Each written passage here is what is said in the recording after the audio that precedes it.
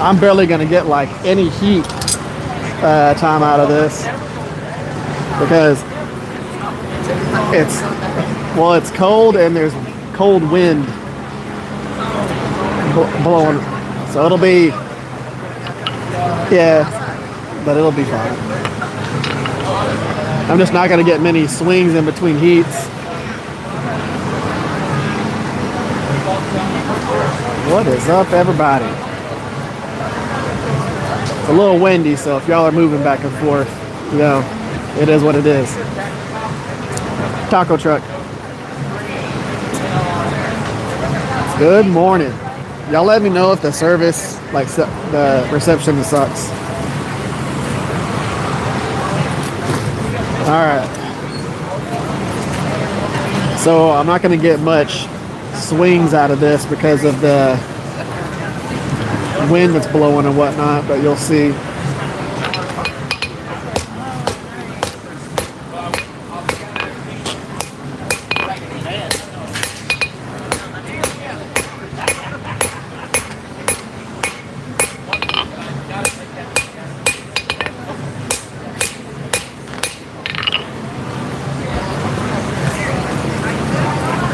How are y'all doing? Just fun to watch. Yeah. Yeah. That's one of the best parts about it. You know, if you ever have frustration, just go out to the shop and forge stuff. I make a lot of things that way. You have to buy these in a set.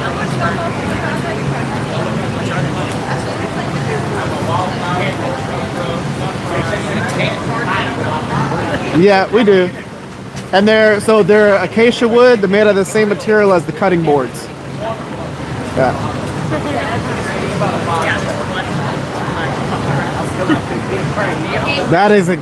That's what they're for. Yeah. I went to like Home Goods. And I went all over yesterday looking for them, and I couldn't find anything I liked. Yep. So that matches perfectly with the wood on the coffee grounds jar. Yep. Yeah, so acacia wood's going to be that food grade, food safe wood that a lot of people use.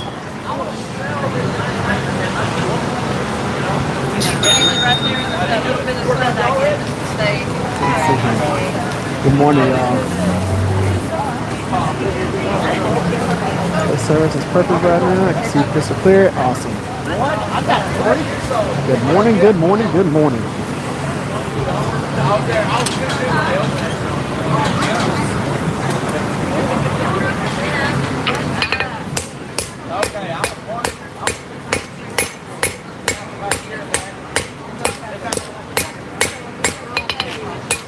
So we're working on preforms right now for a blacksmith knife. I tend to do the blacksmith knives for, you know, things like this just because whenever it's done, it looks like a knife, and it's one of those things where it already has a handle and all that stuff all built into it, and it lets people actually see it, and then once it cools down, they can actually hold it, and that's one of the fun parts about doing it this way. You know, I'll make steak flippers and crosses and stuff like that, but the knives is one of the easiest things to let people see something cool. You do like kitchen knives, and stuff, like cutlery, not cutlery. What am I trying to say? Like butcher's knife or things like that. Because I mean, we had ordered some online. They're stupid. Yeah, they're stupid expensive online. Yeah. Like absurdly expensive, and so I only got my husband one because it was horribly expensive. Yeah. But and trust me, I get it. That one that's right there, that's $1,200. Yeah, I mean, it was more than that. Oh yeah. So you know it. So I only got him one. I mean, there was like a whole kit I could have gotten him, but we just couldn't afford that. So I make actually quite a bit of them in different sets. I normally have a few of them here, but I guess we sold the ones that we had. He's got like I think I got him like a meat cleaver, if I remember correctly. Yep. There's yes, I make culinary knives and kitchen knives and steak knives and all that stuff. That'd be fun. And I make really cool ones that are all hand forged and look awesome and all of that. That's what he likes, is that rough hand forged look. Yep. the one I got him is very similar in look. That's what made me think of it was I saw this one. Yep. And that's what the discoloration on the blade looks like. Yeah. Johnny needs a really nice knife, and here's why, because when Audrey's boyfriend, because they both got in trouble, he's going to be cleaning his gun. I'll tell Dallas. I think he needs to be sharpening a knife. Like, There you go. one thing to clean you get, but that's down. Dallas, I mean, Dallas told Donnie that he would bring it. 15-year-old, yeah. Oh Y'all be yeah. blessed. But yeah, just reach out and Absolutely, we'll get that's really something. cool. Yeah. All right, thank Oh you. yeah. Yeah.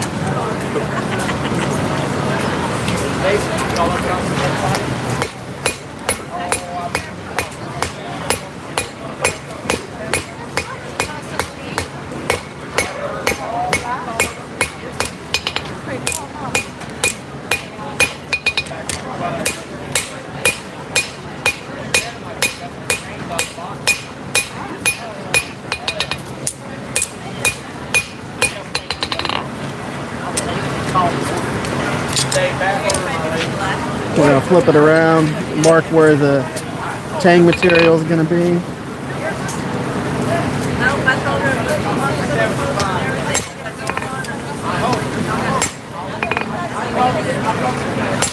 So remember, we got to forge a tail out for the blacksmith knife. We don't need that much material for that. That's pretty slick. A little forward. That's slick. Oh yeah. Man, I've never seen one like that. I made this one specifically for traveling to do this and being able to set it up. It's got 2 burners. I'm only using one of the burners right now. So what kind of stone is that? Is that a certain stone? Yeah, it's a fire brick. Like fire brick. So this is rated for 2,300 degrees. Yeah. And it'll cook it. yes, it will. Absolutely. Oh, wait a minute. Yep. Oh yeah.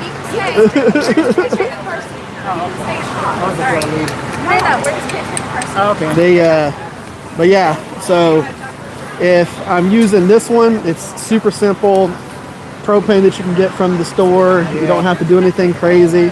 Yeah. And it's easy. Man, that is nice. Did you now what are these right here? Those are like, did you make those too? The So you can actually get these off of Amazon, the burner setup. You can get it as a single one or a double like this, or even a triple. And it'll come with the propane line, it'll come with everything. And the regulator, because this is a high pressure regulator. It goes from 0 to 30 PSI. You mind if I take a picture of that? Yeah, go ahead. Yeah. Just be careful, because it is blowing out heat right I here. just want to take a picture of it. I remember what it is when I'm making these things. Oh yeah. And I've got videos on my YouTube channel making them. Oh, you do? Yeah, You've yeah. got a card over there? Yep. I'll get one of those and make it easier. Oh yeah. And I got links for the burners and all that stuff on there. If you just go to my channel and then search for the forge making or anything like that, it'll pop up with that stuff for it. Are you local? I guess. Yeah. Oh yeah. It's amazing. That's a dying art, though. You know. Yeah. You offer classes too. Yes. You get quite a few people doing it. Yeah. This lady does too at home. Her and her husband do it. But we got the old. Oh yeah, with the bellows and everything. That's how we Yeah, do it, coal forge. Yeah, I Yep. saw that. Oh my God. This makes it a lot easier. And it sets up super fast as opposed to the coal forge having to get everything set up and light it and get it going. You do that at home, and all I got to do is get an handle, just get a Yep. handle, and I'm good to go. And the tools, and get right at the house. Correct. You're a good man. You grab your card. Do it. Hey, you dancing for me?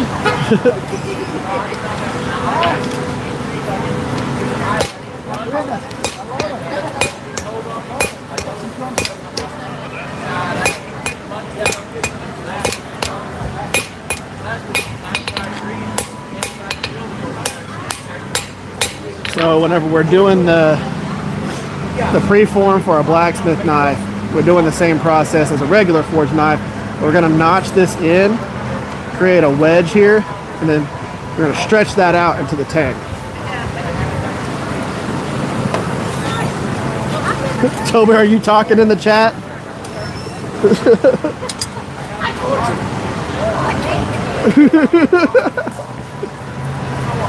at the thing. I forgot what it was. The farmer's market.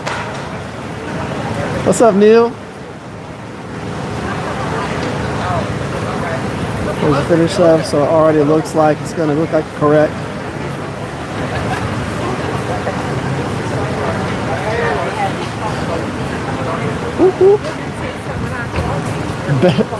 So it's got this little Q&A thing on here that if I just hit try it, it'll ask a Q&A, and it was like best part of a muffin. I have no clue what Facebook or what YouTube thought that would be a good idea. It was like try a Q&A question at the bottom there, and it was like, what's the best part of a muffin? That would have been the poll or the Q&A question. Like what? Did you bring blacksmith brush? Yeah, I brought it. I brought one of my simpler, smaller ones though, not the big crazy one. So.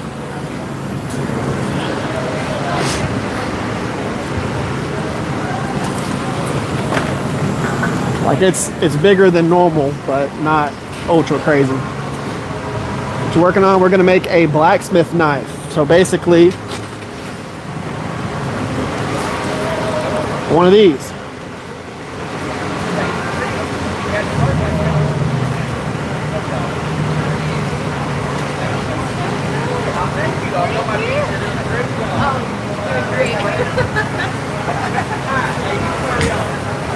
Last market I did, last ones you finished blacksmith fillet knife. Heck yeah.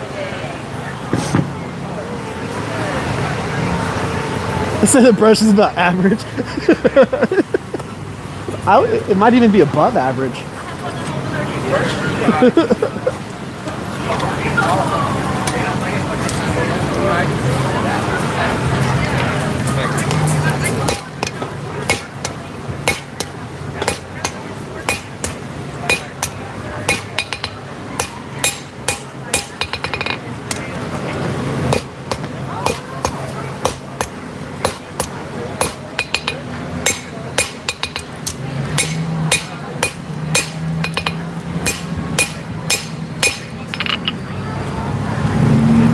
So we're just gonna work on stretching that out and creating that tail. How are you doing? Good. The downside to being out here in the elements is having the wind blowing and it being like 50 degrees outside. You don't get as much heat out of the steel as you would if I was in the shop. You know, you gotta stop forging pretty quick. But the nice thing about that is it makes it take longer. You know, typically if I'm forging a blacksmith knife, I can have it done in like 45 minutes. But doing this for the show, it takes a little bit longer. Quite big,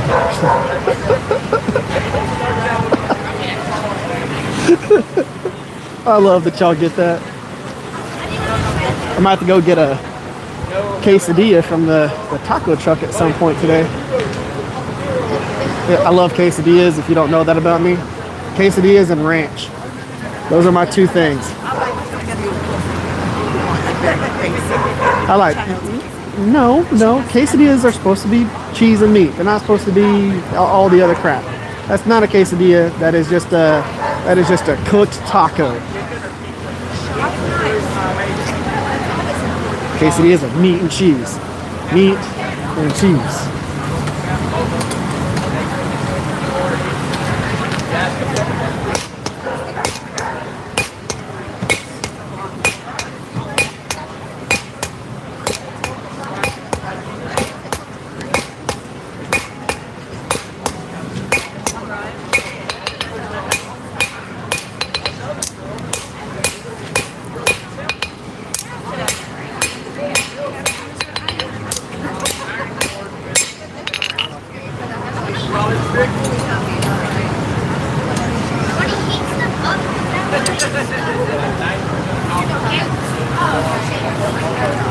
Yes. There you go. Oh, that's awesome. we are cutting a vegetables more like this. So this one here. Okay, with a leather handle? No, it's a wood. No, so Okay. it's called paper micarta. Okay. So it's actually compressed paper and resin. And it's nice because you don't have to worry about it getting wet or anything like that. But this, it's thinner blade. You can hold it like this to peel Yeah. if you need to. Yeah. But you can still chop Yes. with it. That's what those Okay. are for. Question, how much? We have these priced at $200 for that. The material is called a Pops Pro Cut, and it does come with an actual sheath for it. But it's nice because it's a high carbon steel. It's not a I know. Yeah. Good knives has their price. yeah. And then, are you here locally? I sharpen them for life. So if you are able to dull it, all you got to do is bring it over, and I'll sharpen it and give back to May you. I ask how you shop them? I have both stones and I have machines. Okay. Yeah. So the ones that I use for the machines are specifically made for sharpening my knives. So it's a smaller belt grinder that I use for just that, and I Okay. can run And it. you are also local? Yeah. Okay. I live over by the stadium. Okay. I'm not living nearby the stadium, but everything is closed. Everything here. Really, but I have to think about it. Yeah, Sorry. absolutely. And I know good stuff has its price. Yep. And if, my guys are in the way to move out, and they like also to cook, and it's always nice to have good knives. When friends are coming over, can we cook at your place because you have good knives compared to our, yeah, it's more fun. It if is. you chop, Yes. you have to be careful for sure. Yep. And I make a lot of different versions of those. Yes. And if you wanted one made with a specific handle color or type of wood, I can do that as well. So you just reach out to me. That's my phone number, so you Yes. can always text. And then I got my email on there too. So just reach out. We can figure something out. And because I have a small hand for my guys. Yep. So that's kind of where I think they would Yeah. kind of this shape. Yep. Would say I wanted to touch it. Yeah, absolutely. And then there's As you said, it's long life stuff. and then there's like that size, which is a slightly wider. That's true. Yep. Yeah, you would have to have a little bit something in your hand. Yep. Especially if you have a bigger hand, I would say. That's my.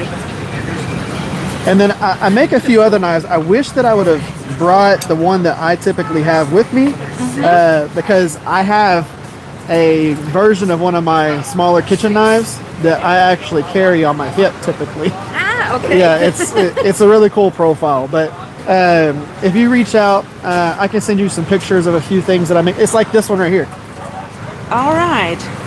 It's a little bit taller, Yes. and it's More in this direction then. yes, it's like that, but this size, a little bit longer. Okay. But like the handle and the size, it's a little Okay. bit smaller. But that style, and it makes it's perfect for chopping, perfect for everything you could pretty much need to I do. would feel it. For me, it's a little bit too big. Yeah, that's that one right there. Yeah, Yes. is the So- it's the smaller version of You that. would say like this size more. It's about this This- length and only about that this. tall. Oh yeah, that's a good shape. But Yeah. that's also similar Yes. because I don't know, is it kind of Sakura or somehow what I hear or what we name it in Germany, Yeah. kind of.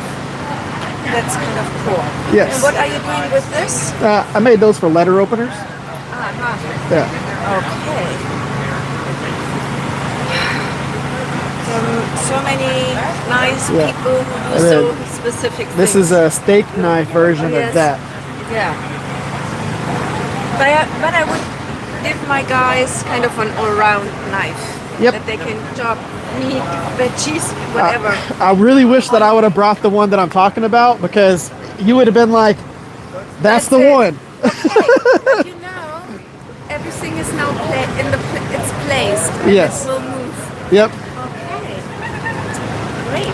And we're here every weekend for almost the rest of the year. So Okay. I'm gonna have the other ones here as well. Okay. Yeah. So, and they are all kind of the same price range? Yeah. The only ones that are gonna be more expensive is if I'm using like Damascus, like that one that's over there, or if I'm using a more expensive steel. That's the only reason why it would be more expensive.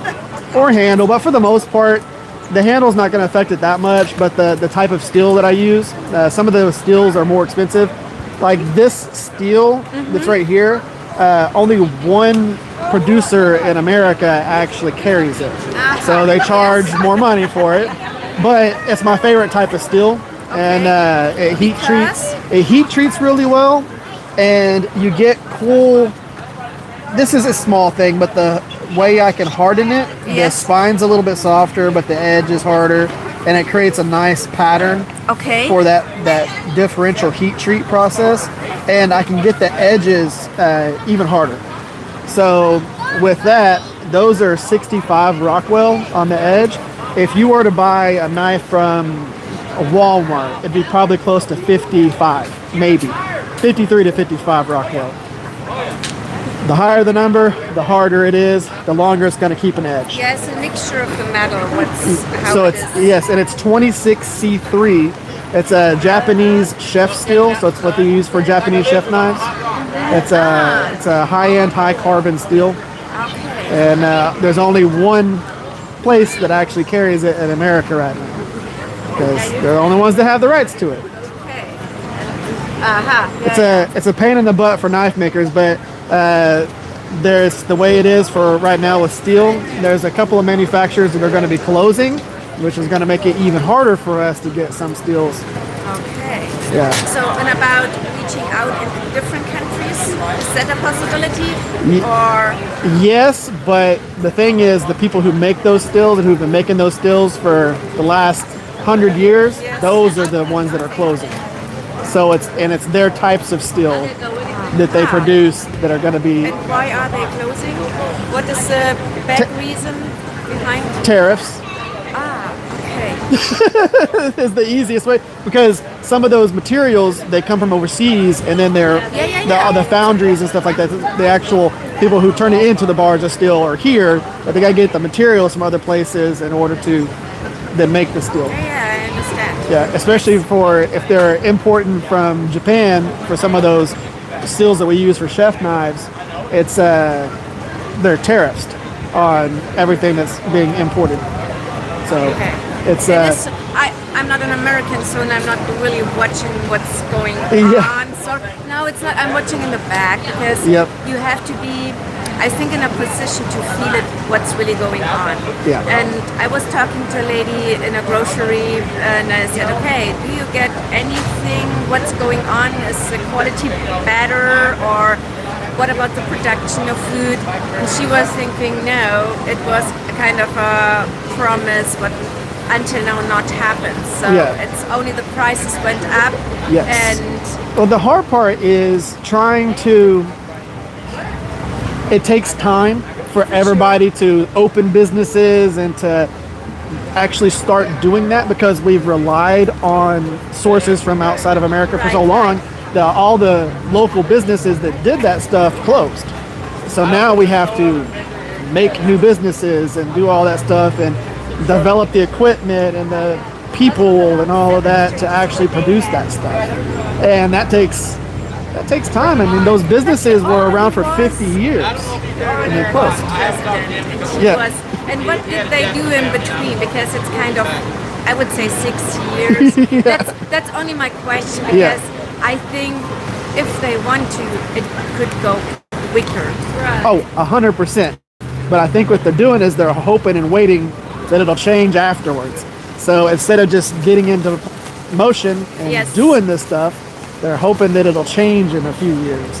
But the deal is, it needs to be local. We should be doing that stuff here and doing this so that people actually produce the stuff in our country, and we don't have to rely on everyone everywhere. It would be nice. But the hard thing is that, and that's what we see all over the world, that people don't have the knowledge Yeah. because we are made like as consumers, Yep. not to do, not to think, not to do this stuff. right. And but now everybody is asking for someone who can see some stuff, build something with wood and everything. Get your local eggs and your Right. meat and your vegetables and Right. all of that. Being able to do that, there's a lot of people that did. They lost those skills to do all of that. And Right. yeah, like you said, people who are seamstresses that do your clothes and to Right. alterations and all of that. People don't do alterations anymore. They just buy a new pair of pants. Yeah, yeah, They yeah. just buy a new shirt. They don't have them fixed. Right. Yeah, I'm totally. Yeah, we have the same issue. I would say it's coming to Germany as well because we are owned by America. Yeah. Because when I look back and see maybe posts of friends, I think that sounds so familiar because Yep. America is sweeping over and taking over and da da da da da. Yep. And I don't want to blame that America is bad, but all the bad stuff from my perspective is spreading and coming over, Oh yeah. especially with food. It's- Yes. When we came here in the beginning, okay, what can we eat? So I'm mainly cooking by myself for sure, but also looking for good ingredients. And when we find good stuff, it will disappear Yep. because they take it out. Yep. No, I agree. It's really, and also growing here, from my perspective, it's not easy. No. That's the reason why you have so many different parts of America where they grow specific things. yes. Because you can't just grow everything everywhere here. No. Because it's such a big country that Yes. and all the soils are different. Got Yeah, clay but soil they here, poison the different whole stuff. soil. There's nothing Yeah. in it anymore. Yeah. That's also you buy a salad, okay, but how much nutritions are in? Correct. And so we're really crazy about our soil where our backyard is. We don't do pesticides. We don't do different things like that because of that. We Yes. grow melons. We grow different things in our backyard. Okay, Tomatoes did you and get then kind of Mother Earth somewhere? yeah. Yeah, I so have- she used to work for a local garden place, Smith's Garden Town here in town. But when I was the last few years, they got some good soil, but this year Yeah, there was not so nothing. much. No, I have 2 buckets of worms in my backyard where I put my compost, and then I have a little bit. Yeah. But really good soil. Yeah, it's not easy. But there are nearby the MSU, there are properties. They have good soil for whatever reason. Because a friend of mine, she bought a small house there, and whatever she's planting in her backyard, it's growing. Yeah. Really nicely. Good. And I know it's about the soil. It really is. And There's a lot that goes into the soil for growing things. An Yes. absolute ton of that. And whenever we first started, when we first got our house a while back, it was trying to think through, she was really particular on different things like we don't use the perma-green lawn care people. We don't use any of those because she didn't want it to hurt the soil because it Right. does. You do Oh, that yeah, stuff and it what they hurts put all of in, that. yeah. Yeah. Will it make your grass green? Yes, unnaturally so. But if you take care, Yeah. we also, because the renter, we had it in the beginning. First of all, the guy mowed the grass like this, Yeah. so it was always dry and kind of always dead. And so after a while, but the prices, he said, oh, now we have to do it by ourselves. And my husband loves to be gardening. So now our yard, front yard and the backyard is really green. And so the neighbor's wife, she was poking into her husband, why do the Rockers have so nice garden, but we don't mow it so shortly. Yep. And it's kind of, if you love your stuff, you will see it. You can ask her. Every single time I say that people scalp their yard, every single time any of our neighbors do that, Yes. I just shake my head because I'm just like, why do you do that? They mow it and it is just the almost the dirt. Yes. And it's just, you're just It dries murdering that yard. Murdering it. I hate But it. I'm happy that we can to our conversation. We are not alone. That's the thing. In the beginning, we think, oh, we are alone. Yeah. No one is doing that. People are watching us, I would say, and for them it takes a while. Yep. And so Oh, I agree. we have a chance that things are getting better. Yeah. Especially around us. Yeah. Yeah, because people are watching us. Yes. So why are you this, that, and this, and that? We don't use this, we like this. Oh. And I said, okay, try, and it tastes delicious, or whatever, making your own bread. It's nothing miracle, it's easy. Yep, it is very easy. And we cook a lot, and it's just, we like to cook. I love to cook. That is one of my favorite things to do. I do it whenever I'm stressed out, anything like that. I do this, and I like doing that stuff. When it's just we moved in our rental house, it's kind of, the kitchen was kind of never used. Yeah. No, it doesn't. We didn't mess it up, but the kitchen is now used because it's the most common room. We use the heck out of our kitchen. Yes. It is very, very, very used. And then I have the flat top outside and the grill and all that. So we cook a lot with that. It's a constant thing. Yes, I agree. I also tell friends, okay, come to the side door because I'm mainly in my kitchen. Yep. Yeah, but when you get good food, now we have really the problem if we are somewhere or get stuff, it's not what we would buy or appreciate. It's not that we are not appreciating that someone is bringing us stuff. They mean it really nice. But you think, okay. No, what frustrates me is I cook a way that I love to cook, and whenever I go to places and get food, I'm just like, man, I paid all this money for this, and I can make it so much better. Yes, we totally would. Yeah. So we sit there, we can do it better. Yeah. Oh yeah. Yeah. It makes it hard because it's and for us, I know what my kids like to eat, and we make what everybody eats. How y'all doing? And it's easy, and plus they love the way I cook. So how do you cook? Now I wanted to know. So for one, all the seasonings that we do, I do my own seasonings, and then if we're doing things like hot sauce, I make my own hot sauce. If we're grilling, I'm really specific on letting things rest and come to room temperature and all that, so that fat renders and different things like that whenever we're cooking. The times and durations for whether we want something al dente or not al dente, for the different types of pastas or whatever we're going to make. And then the same thing for sauces and all of that. It's just only having to be patient. Yeah. The cooking takes time. It has to sit. Yeah. If we're doing soups, I don't. The soup tastes much better the next days. Yes. And like I'll do a steak and potato soup and all of that, and it's like you got to actually cut your own potatoes and do that. You don't buy cut potatoes. You get potatoes, you clean the potatoes, you cut the potatoes, and it's all fresh. Yes. If you buy stuff that's been canned, it's not as good.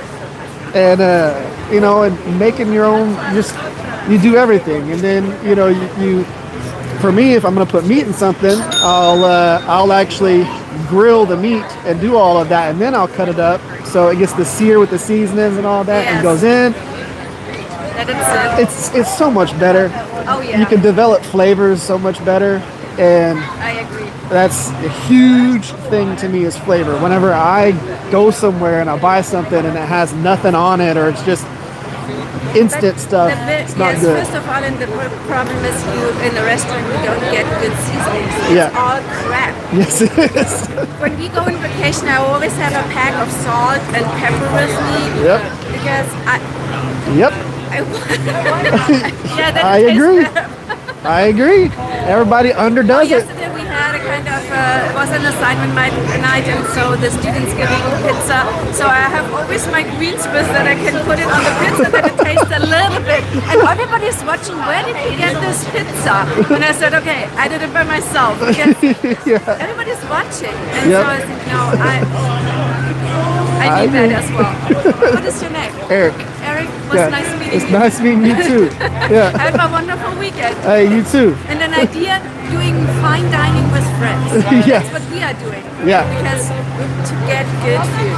Yep. That's I agree. Also. And then let people actually see you cook. Yes. And then they start cooking. Ah, yeah. Okay. Wonderful. Bye. Hey, what was your name again? My name is Ruth. Ruth? Yes, Nice Eric, to meet it's a you. typical German name. Yep. Oh, yeah. So, You have German ancestors? yes. And she was actually born in Germany. So, she was Frankfurt.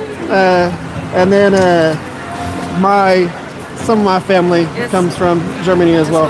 Yeah. And We're all mixed up. For me, it's like it's nice. It's Fiflay's homecoming.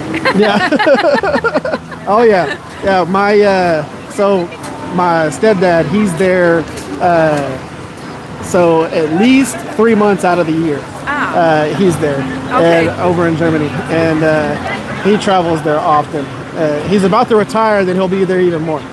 Okay. So, and where is he in Germany? Mainly Frankfurt.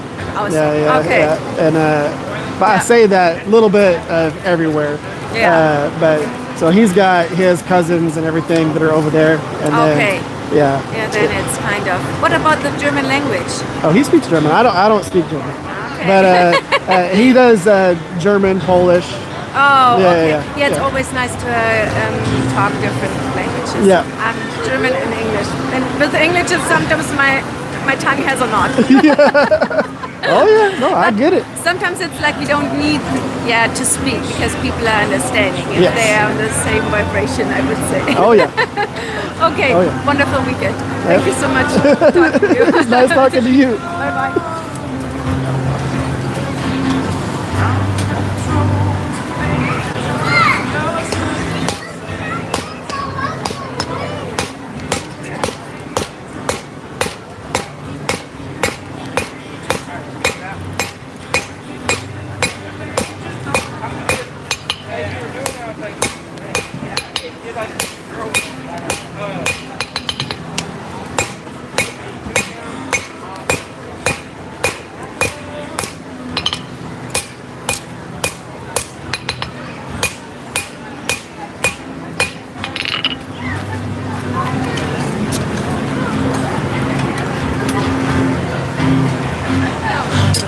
Give it a second. Don't worry. It'll be on here again. It doesn't take long for it to heat up. Once it actually gets heat in it, the hard part is trying to keep it out here as long as possible. Yeah. Oh yeah. From Amazon. The small rig. You look that up on Amazon. All right. Oh yeah. And I'll answer questions here in just a minute, guys. You ready?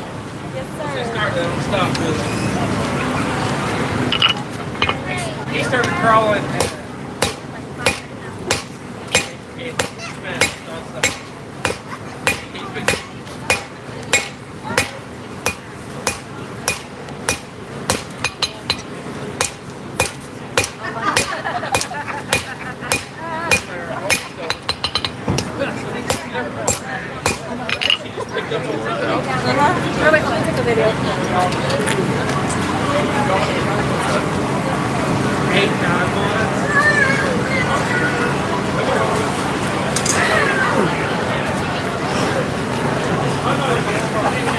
All right.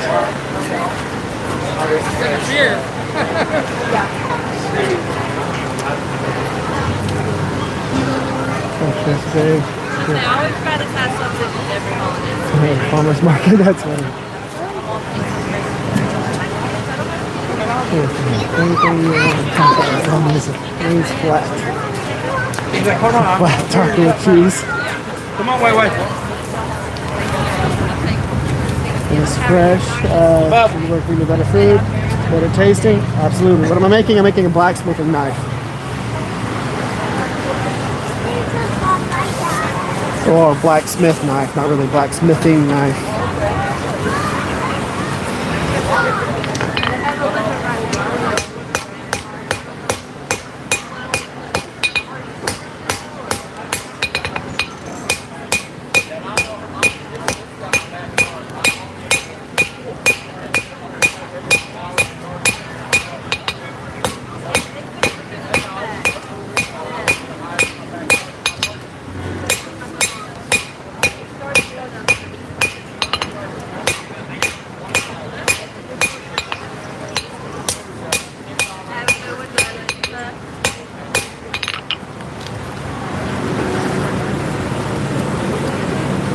So I'm going to end up doing a second step on this. How are y'all doing? Good, how are you? So this is basically what I'm forging right now is going to end up looking like that. Look at that. That's a knife. You say knife?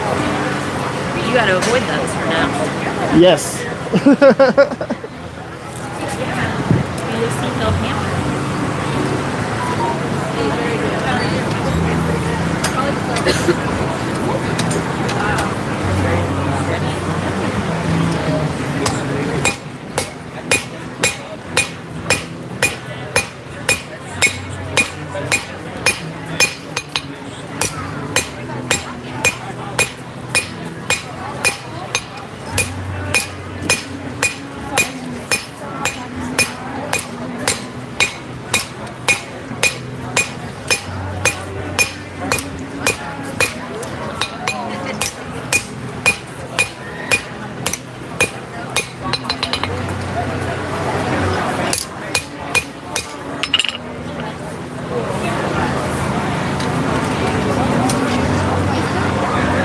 So what I'm forging right now will look like that when it's done.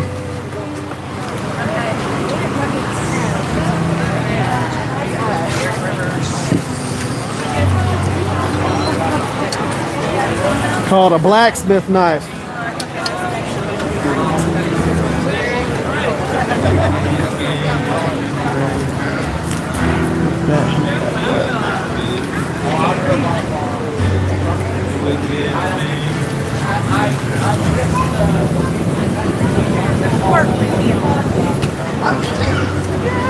What's going on?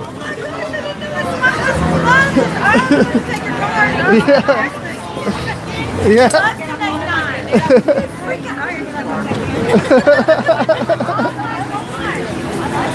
He's got a little setup.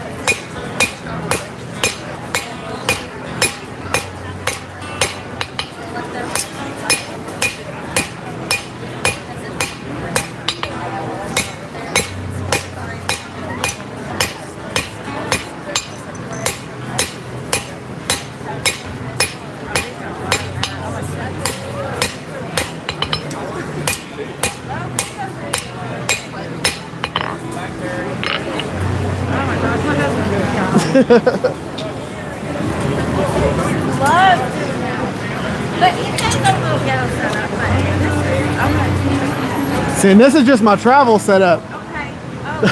Yeah. So how you been? Oh, good.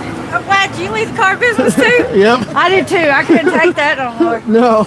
That's nothing but Yeah.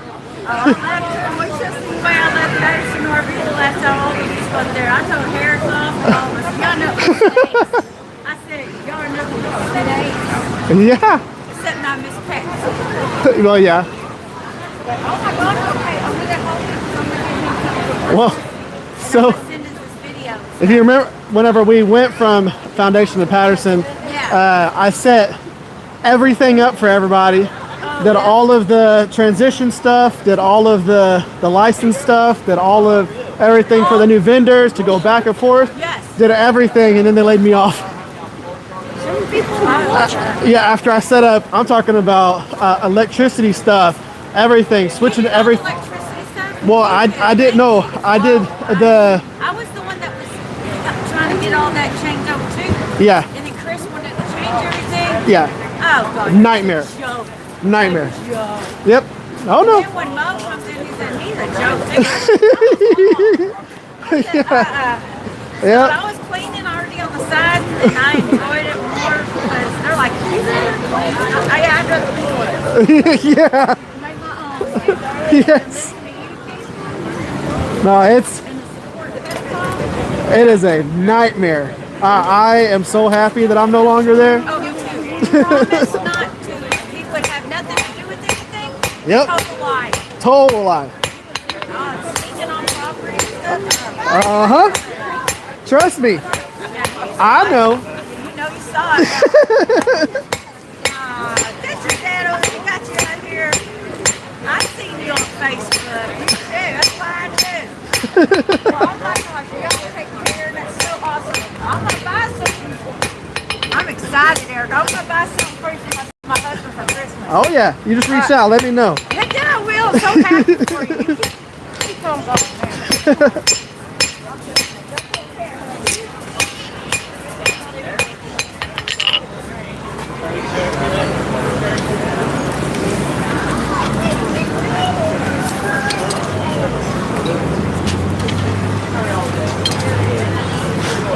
Let's see what you got going on here. Y'all behave yourselves. Like that make it. Yeah. On location smithing is fun.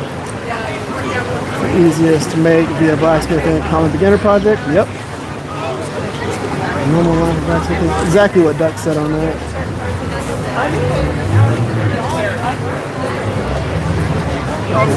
Hammerhead is pommel. Yep. It's an idea. A new blacksmithing knife. To where you can actually hammer with the knife.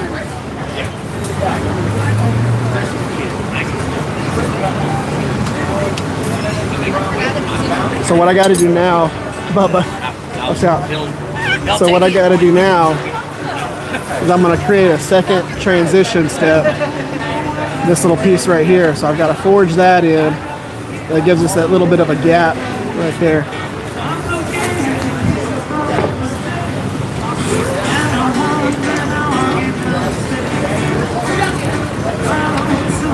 So I got to get that section hot so we can compress that down. Bubba.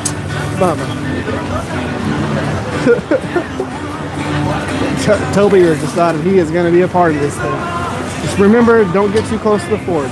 I know it's not that hot on the back side because it's blocked off, but still, I need you to be careful.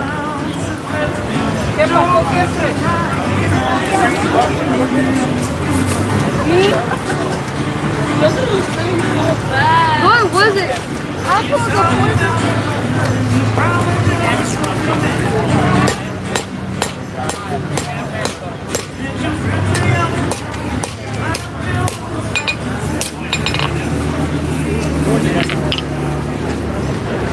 Little bit of take. Follow that.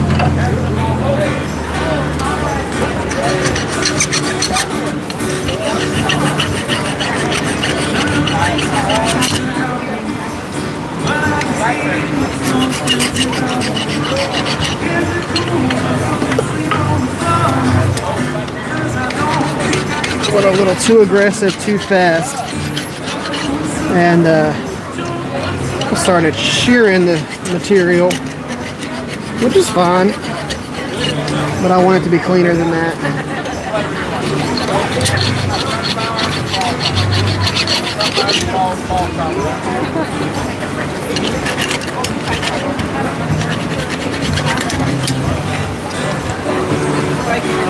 Towards right back in.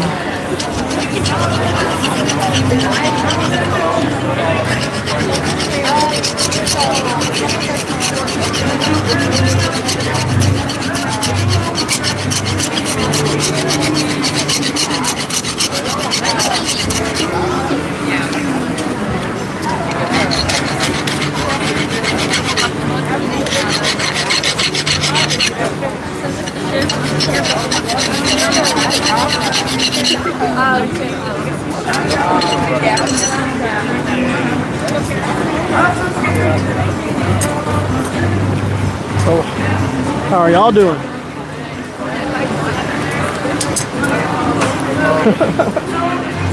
How's it going?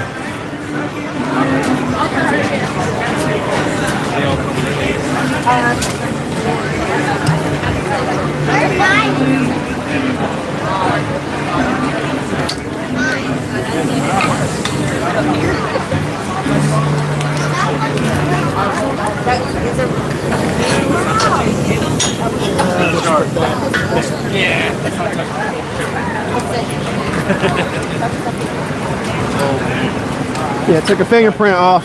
Did you? Yeah. Nice.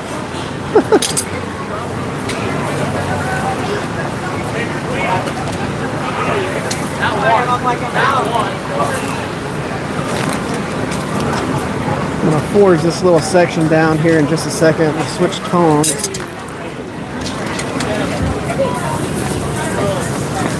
To be able to do this.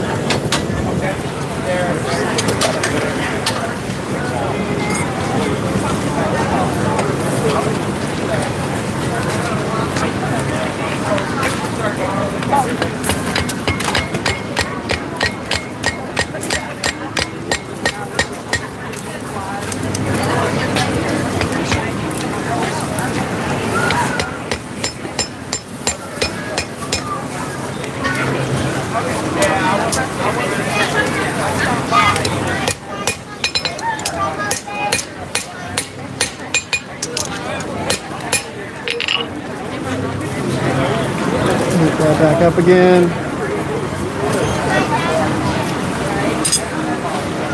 If you ever run into a problem area or something where you're actually shifting something where it doesn't need to be, then you need to just remove it at that point. Don't keep folding it in, don't keep forging it in.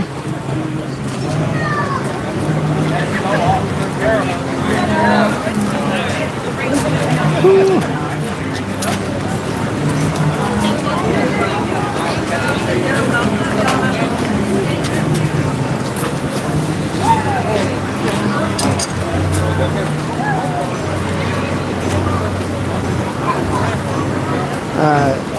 He's probably warm enough now. Probably need to take that table and put it on the other side of me so people can stop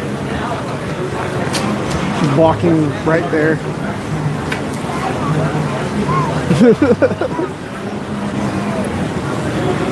just a suggestion.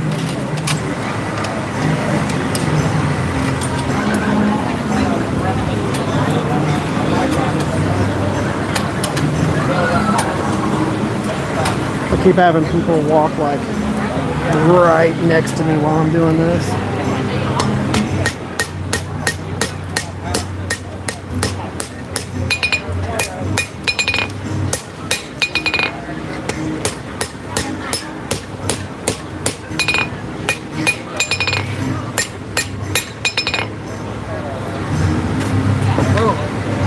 I'll leave my truck.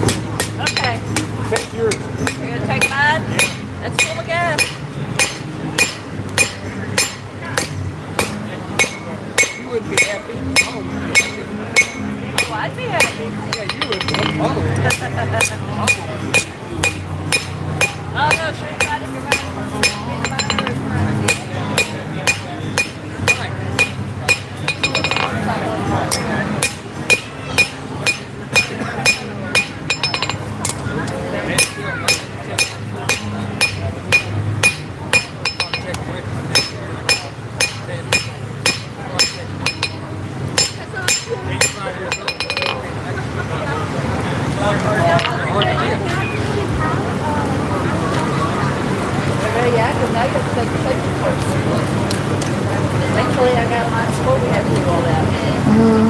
think what I'm gonna square that up one more time, and then I'm gonna start working on the blade side and getting that going. What? Okay.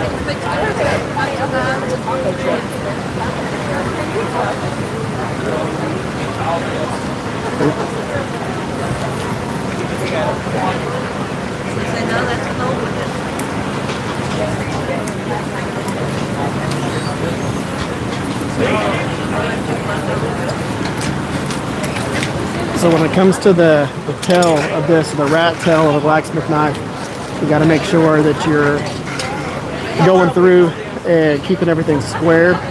It's kind of a big important part of this. The interesting thing about doing this at a farmer's market is the amount of people who don't know to keep a space away from you and them. So they will walk all the way up on the anvil while I'm forging hot steel and just let it rip. They just don't even think about the fact that they could burn themselves. The piece of forge scale pops onto them or something like that. Still I'm working with this morning, 80 CRB2. 80 CRB2. Because I needed something that could be forged at a lower temp just in case, you know, we're having to go between the heats and stuff like that. 80 CRB2 is a nice steel that's not temperamental.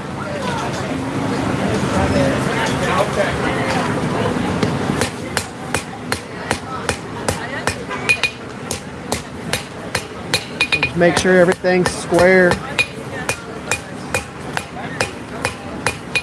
And I don't mean that I'm making it into a square. I just mean I'm making it to where it's even.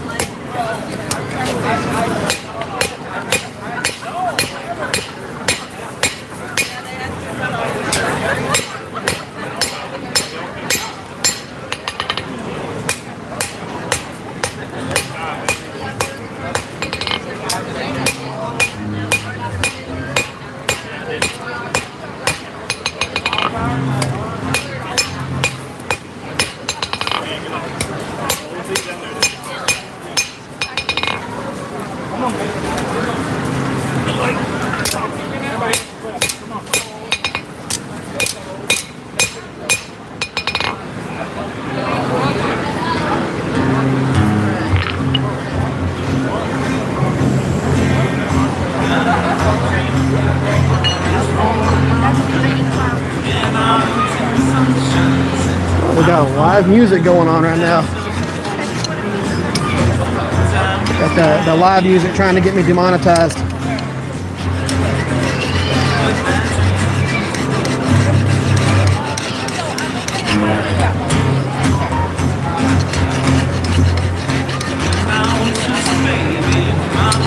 not like I'm worried about monetizing the live streams at all.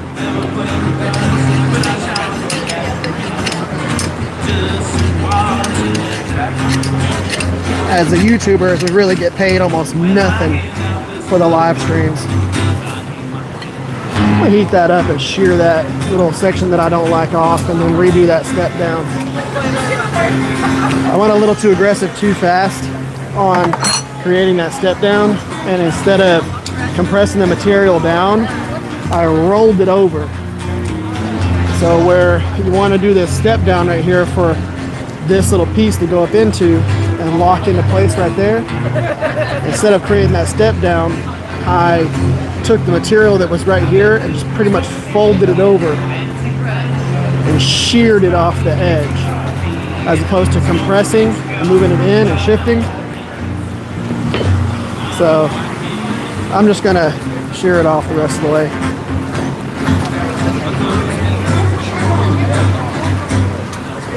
And then do another step down.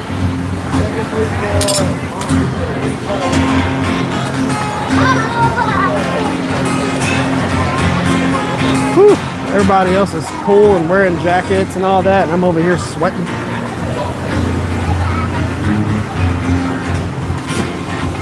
I'm over here sweating, getting hot. Everybody else is probably cold. Golly. It's probably about 80 degrees right here where I'm at. I'm good. How are you doing? Yeah? I see your Facebook reels all the time. Yeah. Yeah. You know, gotta stay relevant in everybody's mind.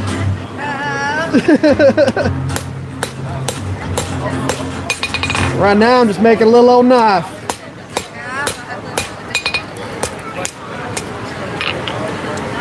What is that? This is gonna be a knife. A knife? Yes. So what it'll do is whenever I get done forging it, it will look. Put that back in here, and I'll show you what it'll look like because I actually have one of them already made.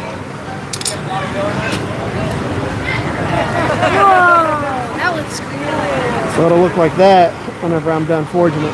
That's cool. It's a dying art. Mm-hmm. Good thing to keep it up. Oh yeah. It's not sharpened. That's cool. Yep. So that's what it's going to look like. It's called a blacksmith knife. This is what a lot of knife makers have practiced on. And back in the days, whenever, you know, your local blacksmith needed to make you a knife, they make you something like that, so you didn't have to worry about having wooden handles or anything. They just forge it out, sharpen it, you got yourself a knife. That's cool. All built in. I showed you a couple of drills, huh? Yep. Are you good videoing? Yeah, I'm just doing a live stream.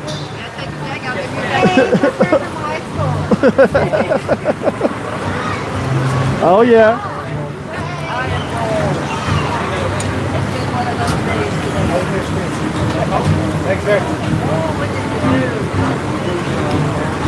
That's one of the best parts about doing local farmers markets. So I think this piece should probably be full enough now. So that's that little piece I was talking about shearing off. How are you doing? Good, how you doing, man? I'm doing good. I'm just forging one of these right now. It's a blacksmith knife.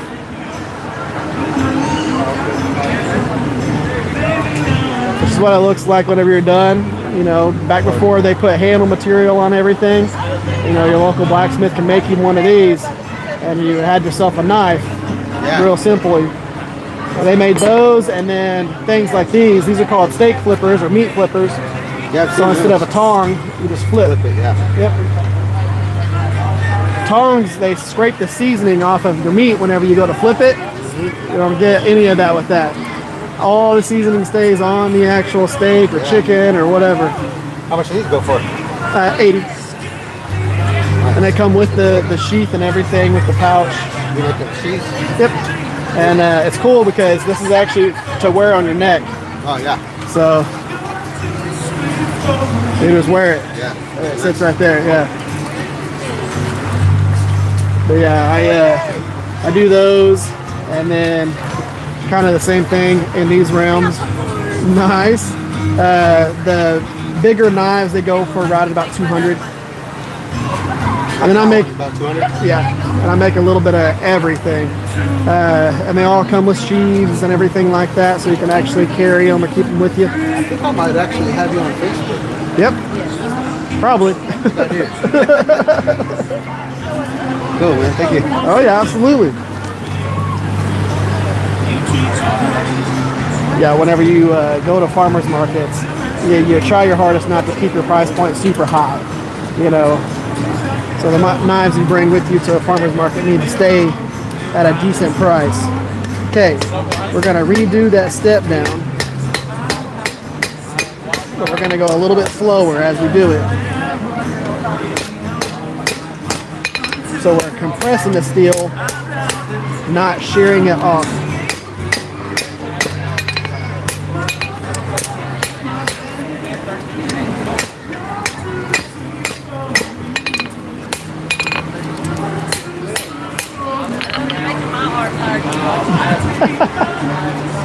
So we'll step down. Hey, I'll tell you right now. So last night I forged the, I did all my steak flippers and a whole bunch of my stuff, the horseshoe knives and all that. I did all that last night. And then I came here and forged again. And your arm's not sore? Nah.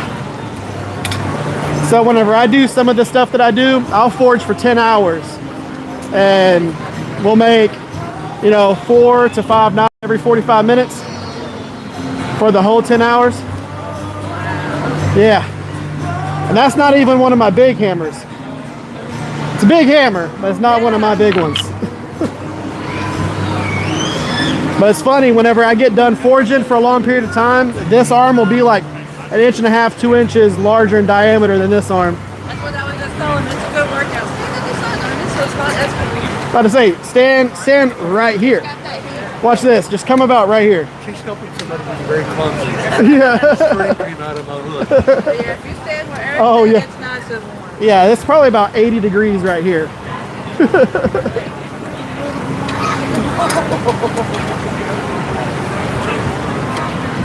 He's nice and warm today. Yeah. More interested in where he's stepping than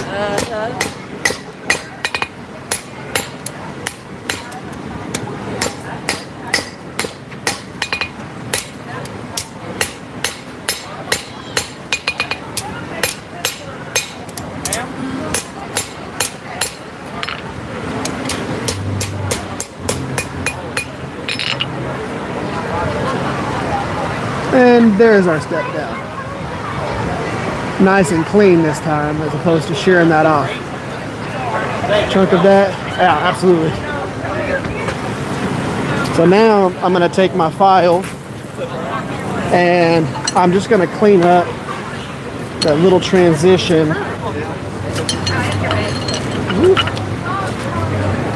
where I sheared off that little piece of steel. I'm just going to clean that up. This is not necessary because this is going to be in an area that's not going to be held. But if you're going to make a nice knife, you got to make a nice knife. Don't cheap out on it. Even if you're just doing a little demonstration now.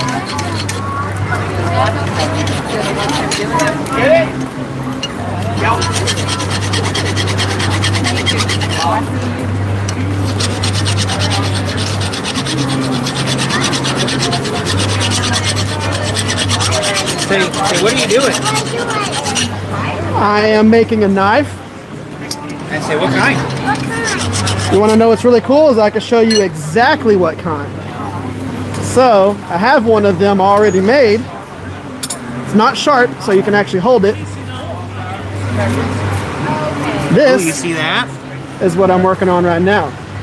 It's called a blacksmith knife. This is how they used to make them back in the days. Is that You can cool? actually hold it if you want. It's not sharp. Is it heavy? Kind of. But it'll be better. It'll be easier whenever you're bigger, huh? Yeah. Is it cool? Maybe we'll have to go watch one of his videos and we can see how he turns it into one of those knives. How's that Oh sound? yeah. This exact knife, I actually have a live stream where I made the whole entire thing from a piece that's of cool. rectangle to that. That's pretty sweet. And then what I'm doing right now will be is live streamed right now as well. Oh, awesome. Yep. So this will be out as a video after I actually finish the live stream. Y'all will be in it. At least your voices. We'll have to check it out. Did you just get honeyed? Yeah. Oh, it's good. And it's The blackberry honey's great. Thank you. Absolutely. You want to try some? Does the honey bee, hey, does the honey bee want some honey? Honey bear, does the honey bear want some honey? So how are y'all doing? Good? You're good. That's the non-important part. It's just a little magnet. Let's try the black one.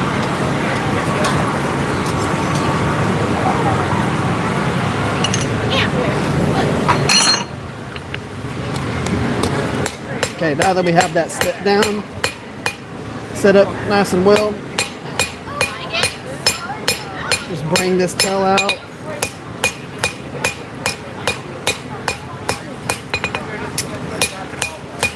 That's the regular honey? Regular. Now you have eyes that come.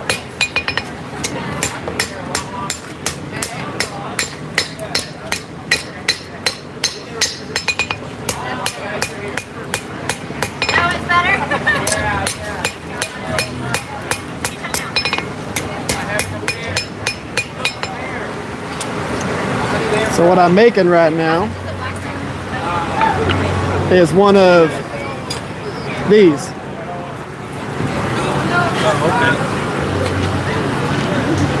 So it's a blacksmith knife, is what we call it. So it's not sharpened, that way kids can hold it if they want to. What do you use to start with? So just, I can actually show you exactly. So, Okay, just like to see the steel. Yep. Steel. that's this 80 CRV2. So most skills that you actually see nowadays with blacksmiths making them is like a 1080 steel. This is that, but with chromium and vanadium. That's what the CRV stands for. And a lot of your drop forge tools that you have got over the years, they are a higher carbon steel with chromium and vanadium for corrosion resistance, things like that, and durability. Yeah. Basically, this. Yeah. And it's a nice steel. It very easy to forge, very easy to work with. It's not temperamental. Yep. Mini forge. Yep. And this one's, it's a 2-burner, but I'm only using the front burner. I have the back burner blocked off because for a knife, I don't really need both of them going. You use twice the propane if you got 2 burners. You use 3 times the propane if you're using 3 burners. And I made this one purely just for travel and doing this. And then a travel anvil. It's a lot lighter than my regular anvil, my bigger one, and then travel base. Yeah, I've got probably over 100 years old. Yeah, my other anvil. Yeah, it was 1905. Yeah, it's well over 100 years. Oh yeah. My great-great-grandfather had it. That's even cooler. I had to buy mine from, well, a friend, but that's cool that it's a family one. In his blacksmith shop, and then my grandfather got it, and then I got it from my grandfather. Yep. Have you tried to use it yet? Oh, I've used it, not for forging something, but I've used it for a lot of different things. Yep. Yeah, I have it in my shop, so. Yeah, it's amazing being able to, bend a couple of brackets or do stuff like that. It's handy to have one. Yes, it is. It's a pain to move, but it's handy It to is a have. pain to move. It is an absolute pain. Yeah. That's why my base has wheels. All you got to do is put wheels on the side of it, and you just rock it and roll it around.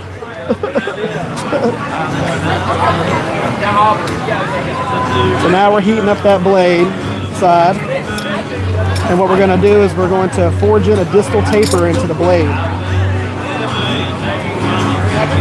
And we're going to get, we don't need a bunch of height out of this, so we're going to get a little bit of height and a little bit of taper in there. And we're going to use the cross peen, straight peen hammer to do that. We're going to distal it with that. This is the way I always distal. I use my straight peen and I stretch it out. And I forge in the bevels a little bit as I'm stretching it. So we're doing a distal and a bevel pull. So switch tongs.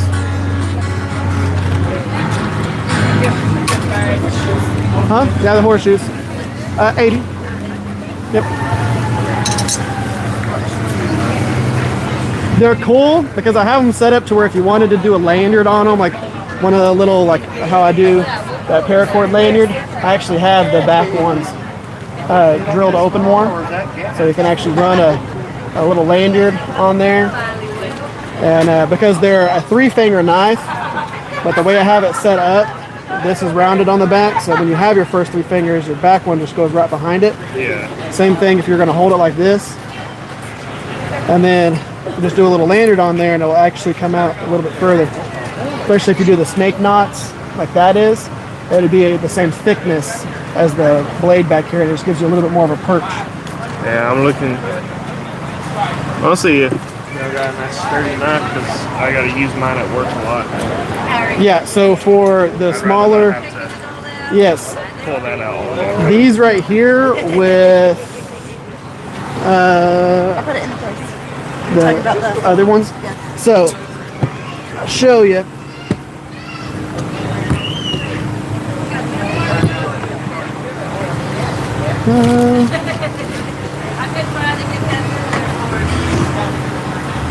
So I have these on here to keep the price point down a little bit, but that is if you're going to carry it every day and you want a nice fixed blade, gentleman's fixed blade, with a good heat treat and everything like that. He's a saddle maker and leather worker. The guy who does that. Fit too. Yep. It won't fall out. But that is Pop's Pro Cut steel. This is burlap micarta, and the pins are made out of burlap micarta as well. Or burlap sack. What about the blade itself? It's a Pro Cut by Pop's Knife Supply. It's their proprietary steel. It's not heat treated in a forge. I heat treated this in an oven with the proper hold times and everything. It's got a high-end heat treat. It's not a random pull it out of the forge, dip it in motor oil type heat treat. I wanted to be able to do a knife that had the right steel and heat treat and everything, but not be insanely expensive like some of my other knives.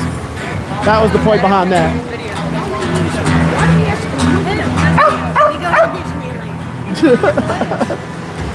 Eventually. Yes.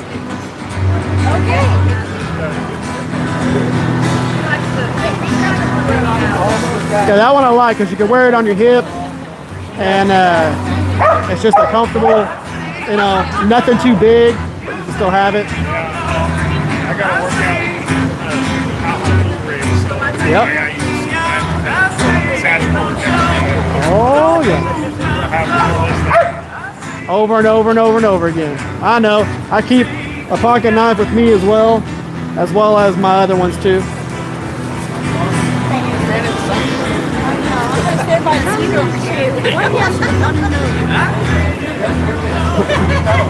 She's like, Daddy, it's time to go. No. I know. Do we have the ability? No, because we can't get there fast enough.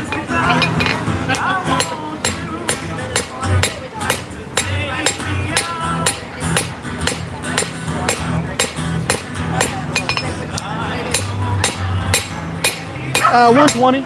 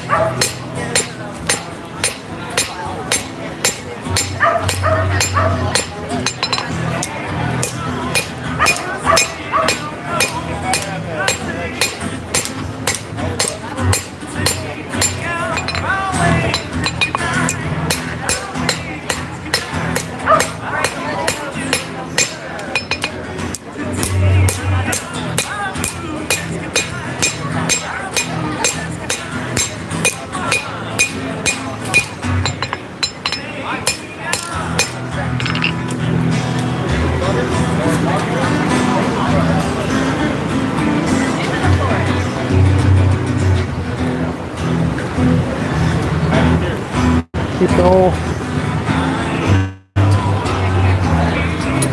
This little live performer dude is actually playing all kinds of different music. That's cool. I don't know if y'all can hear it. If y'all can, then I'm demonetized.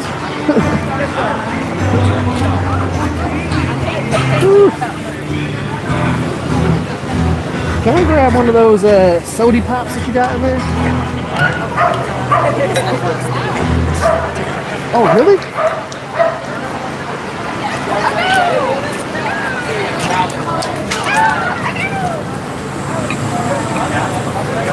How are y'all doing?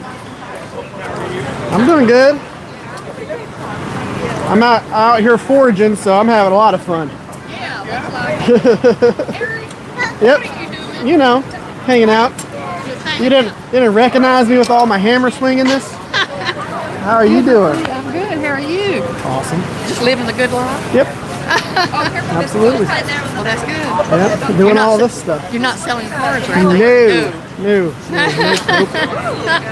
No. I'm enjoying life. That's what I'm doing. That's I started saying. That would be a lot better. Yes. Yeah. That's my son. Oh, how are you doing? Good, how are you? Good. That's my son, Brandon Blair. This is Eric River. Hey, nice to meet you. Nice to meet He worked at Honda. you. Yep. I asked him if you're not selling cars. He said, I could get you a good life.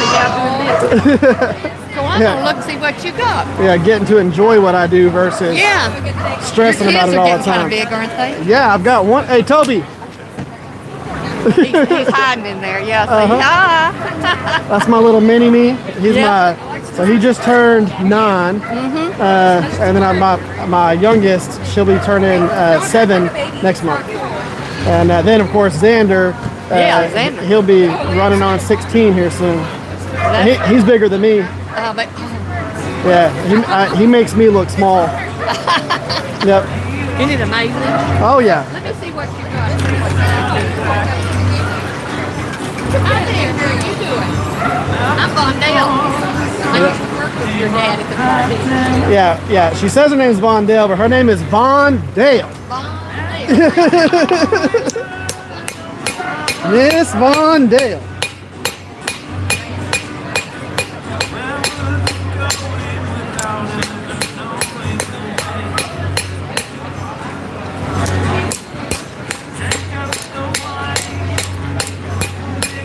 Get a little bit of height out of this with the cross peen. Don't need much height because it's not a huge knife. And by default, we'll get a little bit of height by forging the bevels down flat.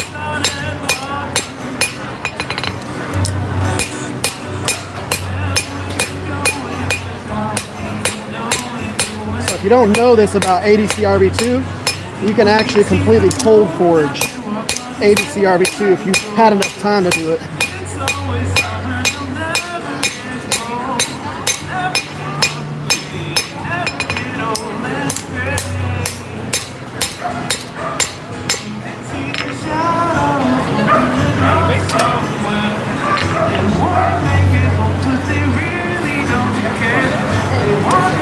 So in the next heat, what I'm going to do on that one is I'm going to switch back to the rounding hammer, and we're going to finish forging that distal taper. Smooth out those bevels a little bit. Just remember with ADCRB2, you do get a higher decarb layer whenever you quench, so just be mindful of that. Don't forge it too thin. You can cold forge it thin if you want to, but don't forge it too thin because you'll have to grind through a whole bunch of that. You'll end up making your blade smaller than it needs to be. If you forged it real thin, you got to grind through the decarb layer to get rid of it.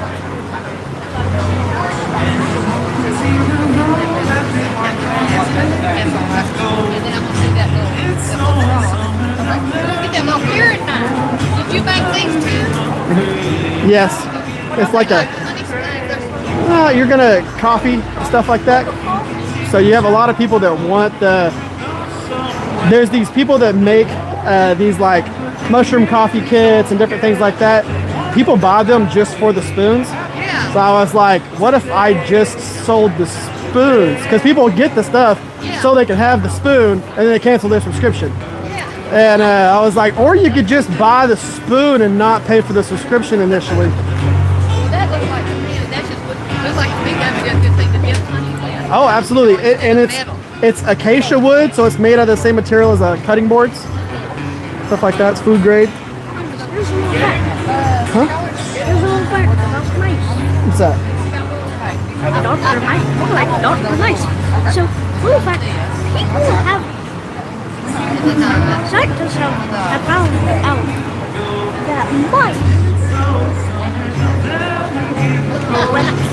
Well, that means When a mice has like a prototype or something, or has a seizure, other mice will actually try to help it. Try and revive it. There were even instances where scientists saw the mice do CPR on. Other mice. Yes. This is the information that I get from my 9-year-old all the time. You want to see a spoon? I'm going to show them real quick one of these. Spoon. Spoon.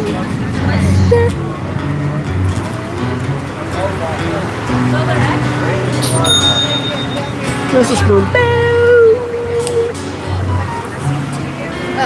you can email it. no, just text. I'll text. Don't touch.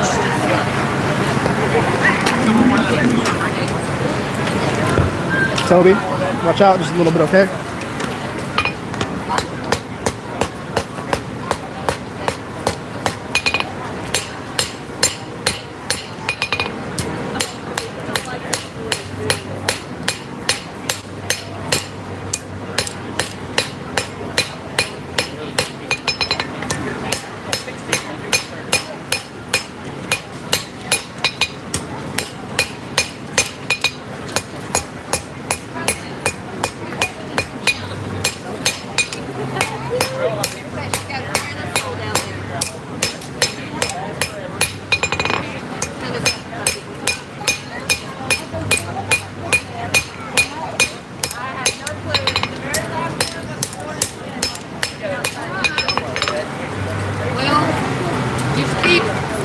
Having fun, living life large.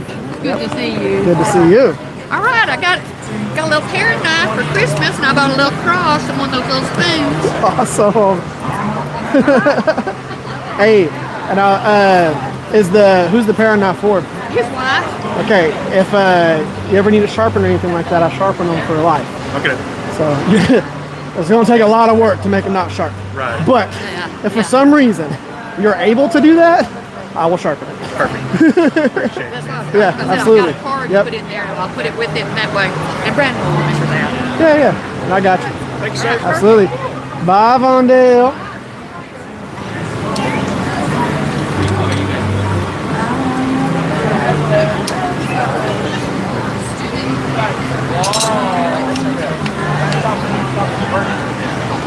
Ooh. Oh, look at this little fuzzball. Anyway, your Aussie doodles. What the heck is an Aussie doodle? Half Aussie, half poodle. Well, no, I get that, but I didn't know that existed. I didn't either until Julie started breeding them. She's got the whole. She's seen? Oh my lord. She's got the whole litter down there, and I just go. I'll take turns, and when she brings them out, I'm gonna put hers. This is the biggest one she Has got them right there. where? What is she selling them? How much are they costing? $1.2 billion? I have no clue. I know. You gotta sell a kidney or something? I know her regular Aussies that come with papers and everything were 12. Oh, She's Nisha, that's an Aussie doodle. I'll rotate them out and bring more out here in a minute. An Aussie doodle. What? I didn't even know that was a thing.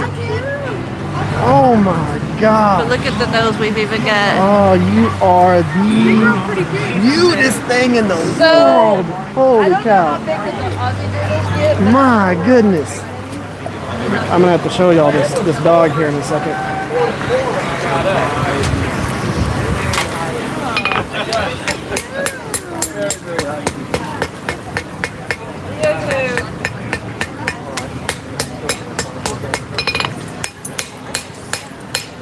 She's ready to go today.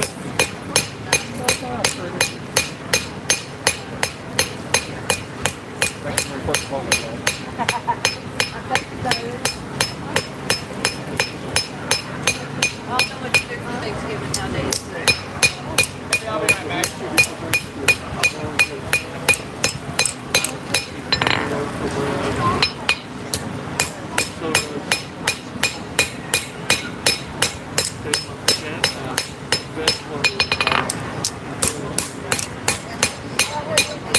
Forging those bevels and that plunge line.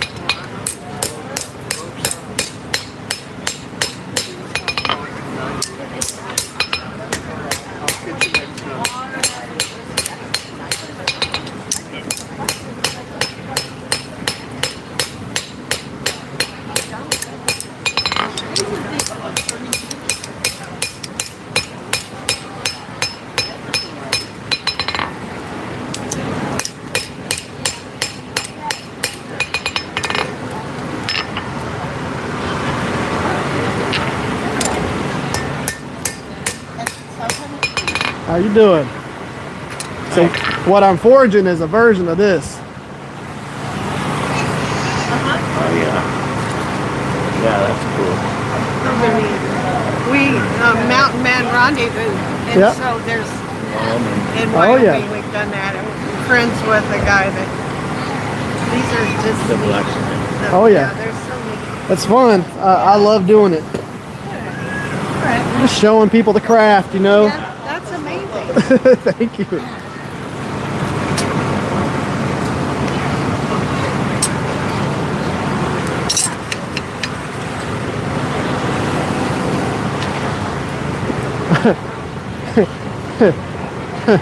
I want Is that what you want? that dog.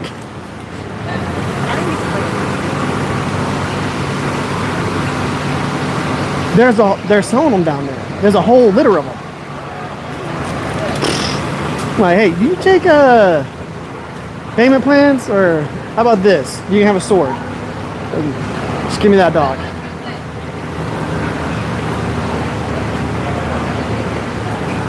It's like, hey, hold on. You come over there like you were gonna whisper to me, not realize like the mic would pick up everything.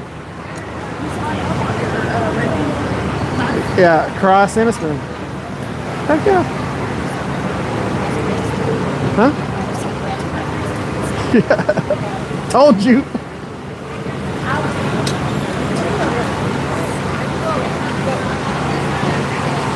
Oh, she's bringing two. Oh my gosh. How are y'all doing?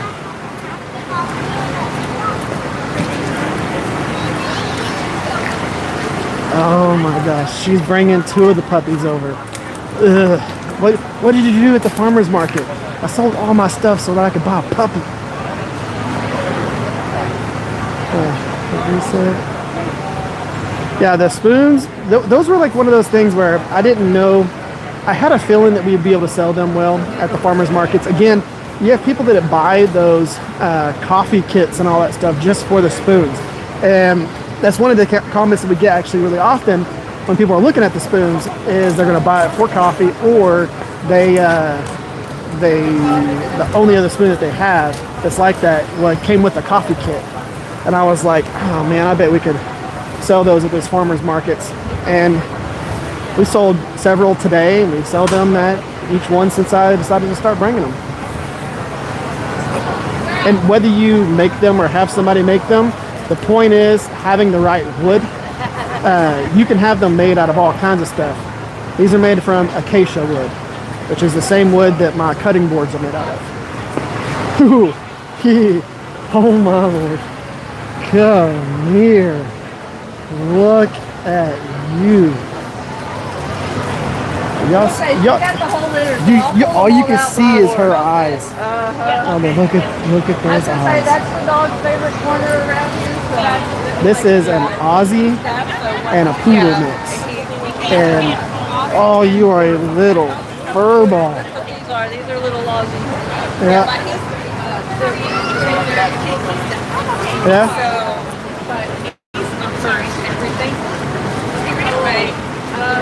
I love the shoes. Little puppy down there's got shoes.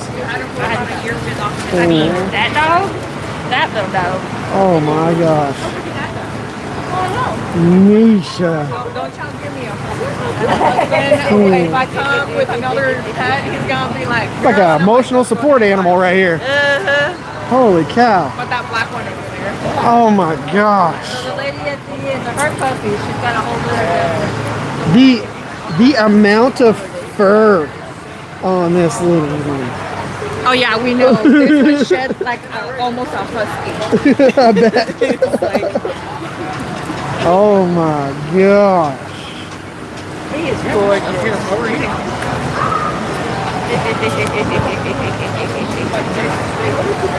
You're just chilling, aren't you? Oh, and you got just a little bit of white. That's right the only there. part of white I've seen on all of it. That's why I grabbed him, because the other ones had color and he's just got that one little spot. I probably taste like salt right now. I probably taste like salt, like a little old salt lick. Oh my gosh. Oh Oh, did you find your human?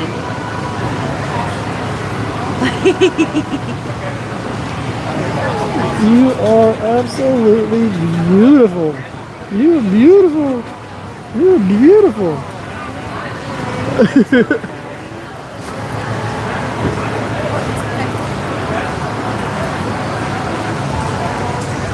It's just got like the littlest amount of white. Oh, and that one's got it on the back of the neck, the nape, and the nose. Oh. You want to see the rest of it? Yeah, I'm actually gonna hand you off real quick. Can we so I take can that one back with me forge. too? Oh no. Okay. All right, we're going down here. Oh my gosh. Had to, ooh, man. Man, oh man.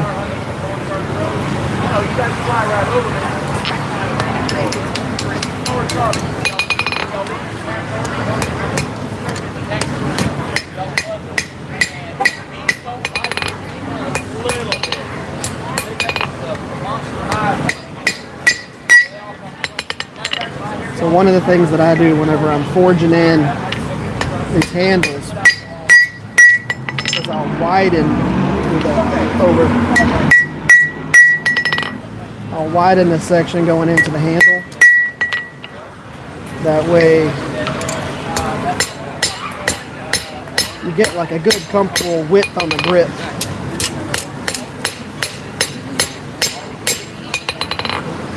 So where some people will go through and they'll square it and turn it into a square. I don't do that. I turn it more into a rectangle and I taper up into it. It makes a more comfortable handle. So now we're going to switch over to holding the blade side.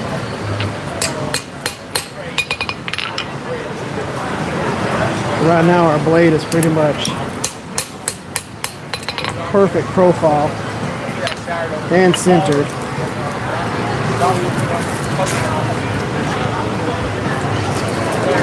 That's the blade.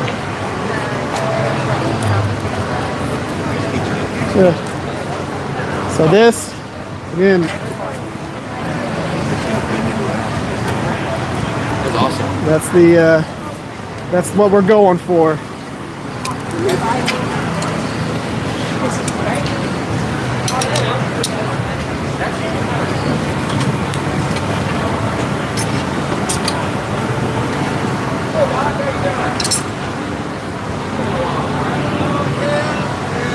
The cool thing is I actually teach classes like this in my shop. Oh, really? Yep. I do classes like this and then I teach on YouTube. The card has the QR code, takes you to the YouTube channel where I make most of what I typically bring here on there. I'll tell you, the coolest thing out of all this stuff, I don't have it on the table right now, but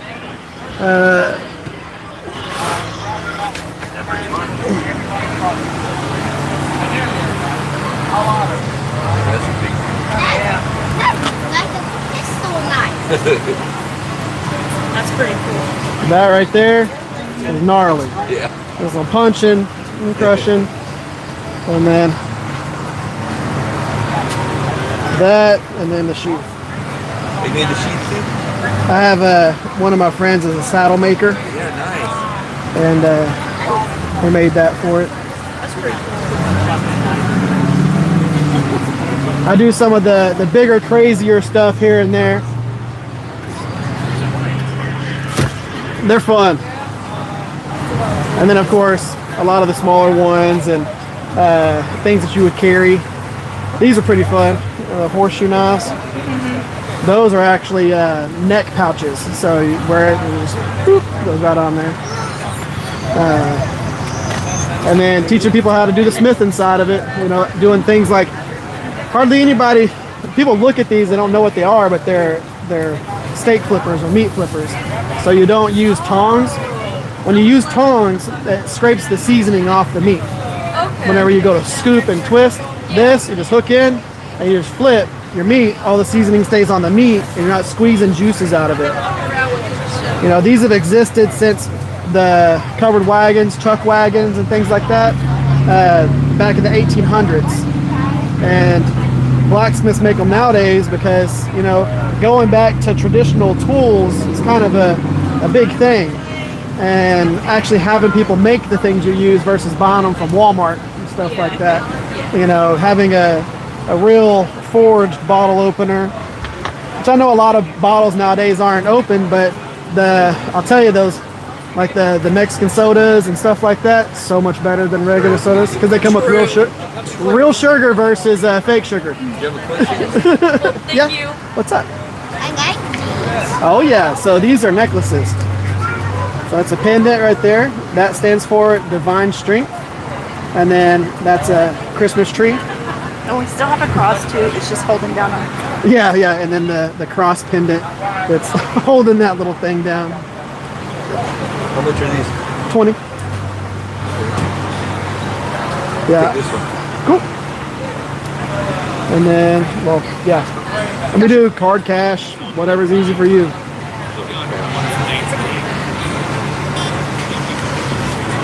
I like what you're doing. Thank you. That is yours. Oh yeah. And I actually have a YouTube short where I forged that one. Okay. So if you go on the channel, I do short videos and long form and all that. But you'll see that it was probably 6 ago. So about Like right before Halloween. Yep, it was literally, yeah, so a little before that, a couple weeks ago. It was right before Halloween, so you can actually watch how I forged that. That's great. Okay, thank you. Yeah, absolutely.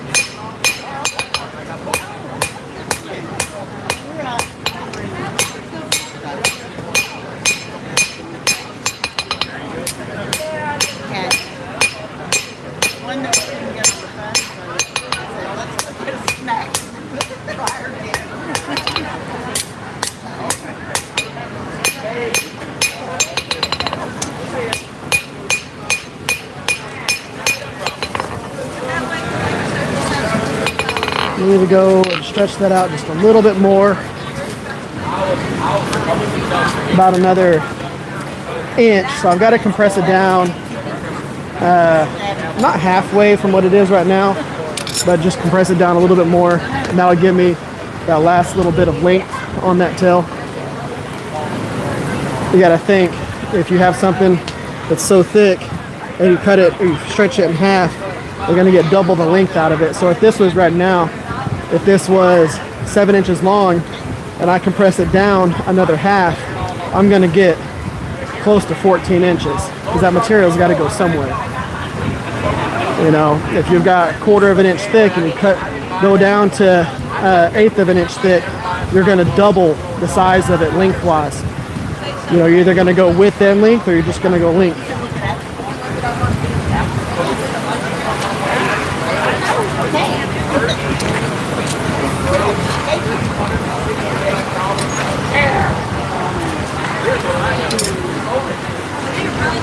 Thank you.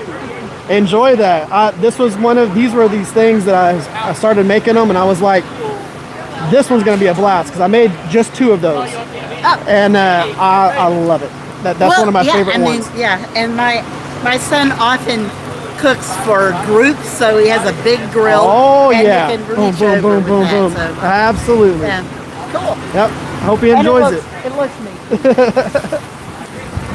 And here we go with the wind. Yep. Yeah, it's always fun whenever the wind starts. Oh, hoodie.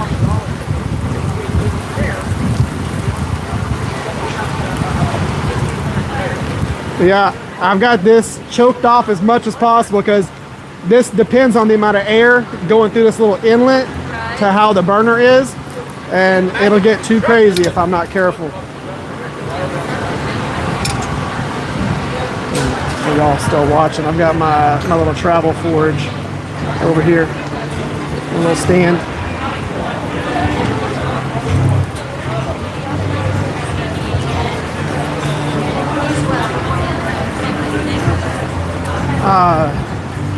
He said no deer.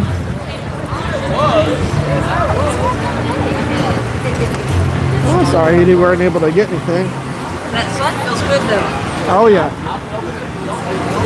Well, whenever you're forging in the sun, you're just like, okay, you can calm down. Everybody else is like, I'm gonna get out here and warm up, and I'm like, I'm in the warm section. Yeah.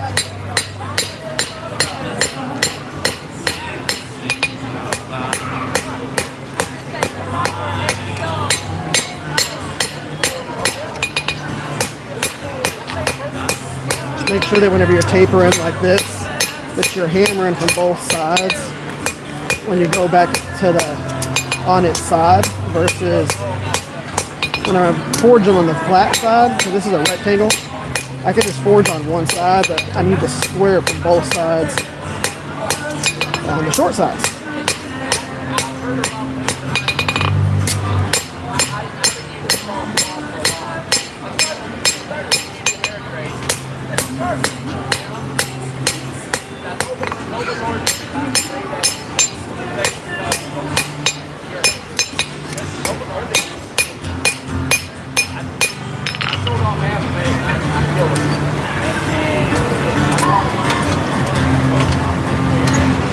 So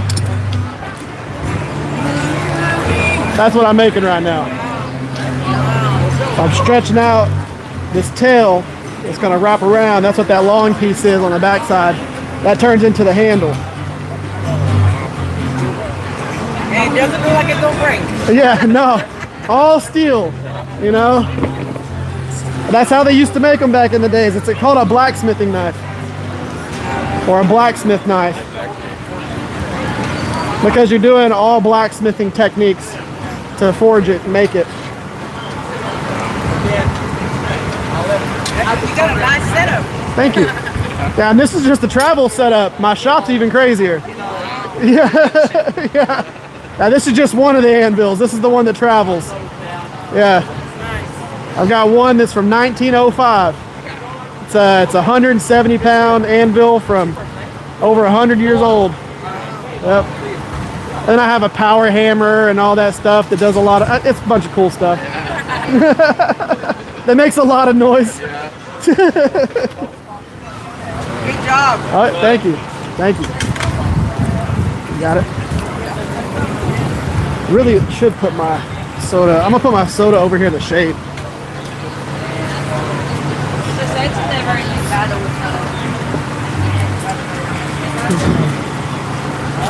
Every once in a while you need that sugar content from the soda. I drank water initially today, and you gotta have a little bit of both.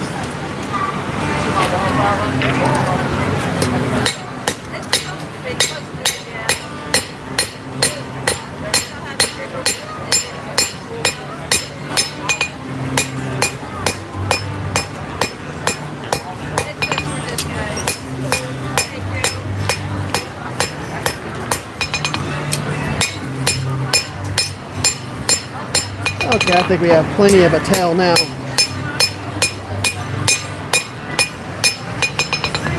So what I'm going to do is I'm going to use the round side of my rounding hammer, and I'm going to forge on the inside of the handle.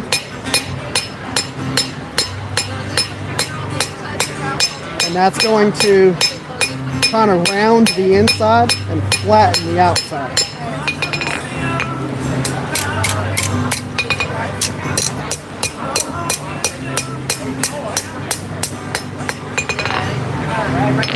Heat it back up.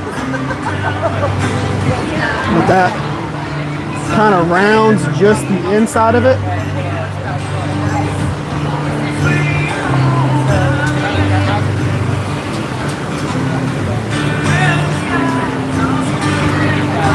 know we only have like 8 people watching, random people who are bored and watching me do this, but it's fun. I still treat it like if we had 200 people watching, 300 people. The hard part is y'all are kind of like a fly on the wall at these shows because I do so much of the talking to people. But, you know, you have to do that because at these shows, you're here to entertain and sell stuff, you know what I mean? And of course, we're local, so I get a bunch of friends and family members and stuff like that that come by and say what's up, especially people who don't know that I've been doing this for a little while. You'll know that about some knife makers, or actually quite a bit of knife makers, where we don't talk as much about it. Now me, of course, is a little different because I do social media too, so. How are you doing? That was good. Thank you. Those are 80. Oh yeah.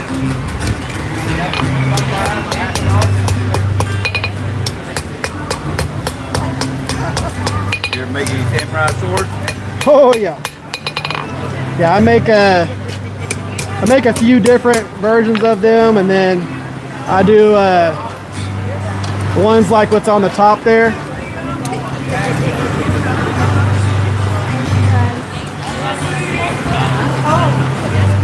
Looks like the blacksmith. Yeah, that's real nice. How much one like that cost? So that is 1100. Those take a long time to make. You'll have on some of the Damascus ones and things like that, you could have, you know, 60, 70 hours in it, and some of them even more than that, but it's just time consuming, but it's a fun project. I love doing it. Yeah, about 60 hours straight, right? Yep. Just in doing all the forging, and then the amount of material you lose while you're forging, and then grinding it clean, and then re-welding it, and doing all that, and forge welding. It takes time, but you know, it is an absolute amazing hobby to have. Me, I've turned it into, of course, a part of what I do for a living, so it works out.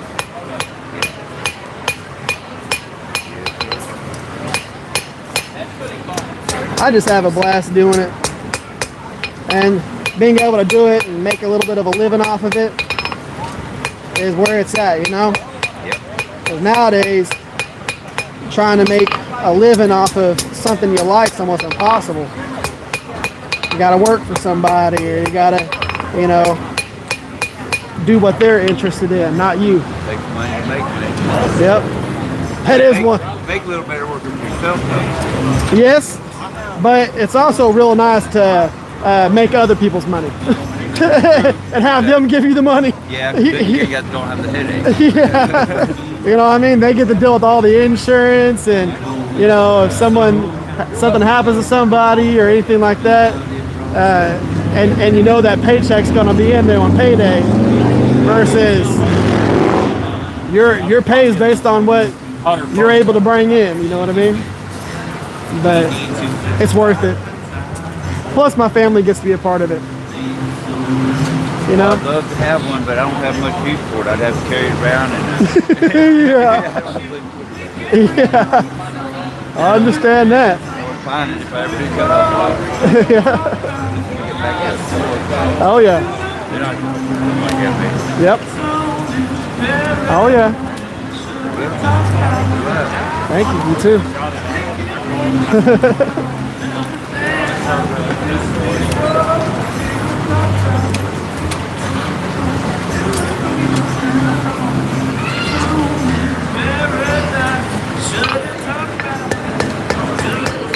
So right now I'm working on that. It's going to be the guard. So I'm just flattening it and kind of turning it into a teardrop. You just got to be careful with doing that with it being so thin, because you'll start folding the material over on itself if you're not careful. And of course, I can always clean this up with a little bit of a file work later. But you just want that area thin so that whenever you forge it up into the little nook that it goes into, it really tucks up in there nicely. And you're not looking for some huge, thick guard in that area. So you can see how thin that's forged. I'm forging a blacksmith knife. But you can see, turn that into like a little paddle. That turns into this guard right here.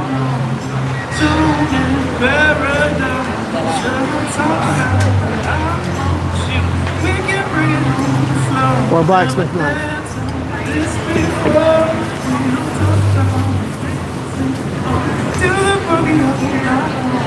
So what I'm going to do now, we're going to heat it back up,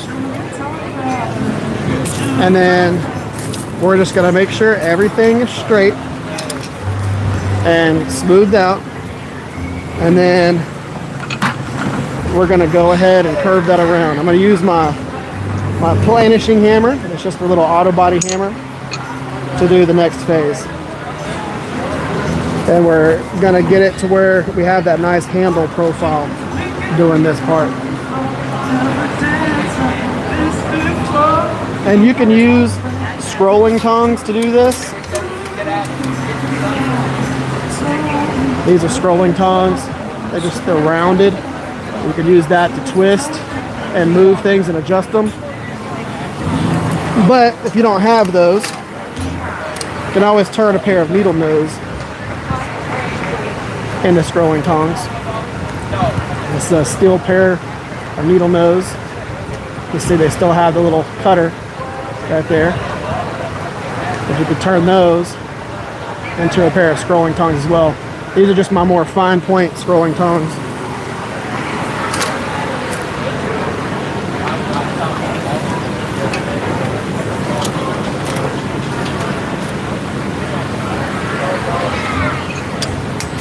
Planishing hammer, just to clean everything up.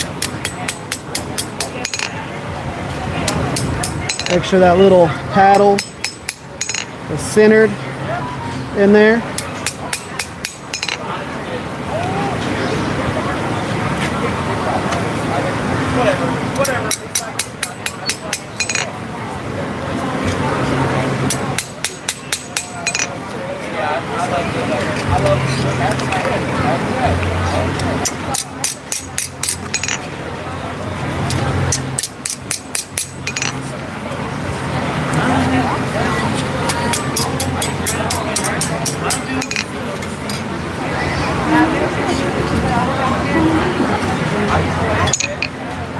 Okay, so that's exactly where we want it to be. Now we can heat it up, forge it around.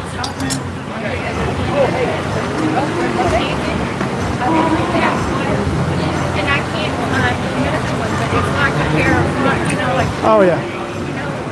So be able to twist them? Yeah, it looks like a nutcracker. Yeah, but this one is actually open it up, like, and in the center, it's metal. And then on the end, it has like a little tip to it. Oh, but yeah. you can open bottle caps. Oh yeah. And you can also, but I can't find another one. I have one, and it's made out of, the middle part, and I thought if somebody would get hold to that and make something, they can make a lot of money, because honestly, it's only this big. Yep. My husband's a maintenance guy at the state hospital, and he uses it all the time because, our hands, older we get. Oh yeah. And I'm thinking, Less functionality. but it's like a Shows you how I feel like, and mobile games, shooting mobile games. Yeah. Hold on a second, brother. And I'm like, and I know, I was talking to the other day because I was at the horse show. Yep. And they had that, he had one, but it was not, he didn't have the deal that opened to the car. I'm serious, if you ever I promise you make a killing. I might do something like The that. guys made it anywhere that's doing Oh yeah. work, I mean, plumbers, whatever. Yeah. A beneficial tool to have though. But I found that one, and I can't get it back. My husband takes it to work every day, and I don't want it.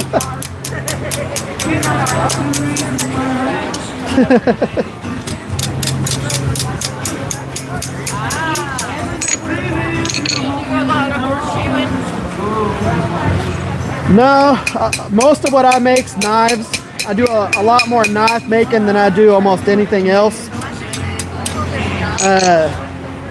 I do a whole lot of teaching how to make knives. That is one of my biggest things.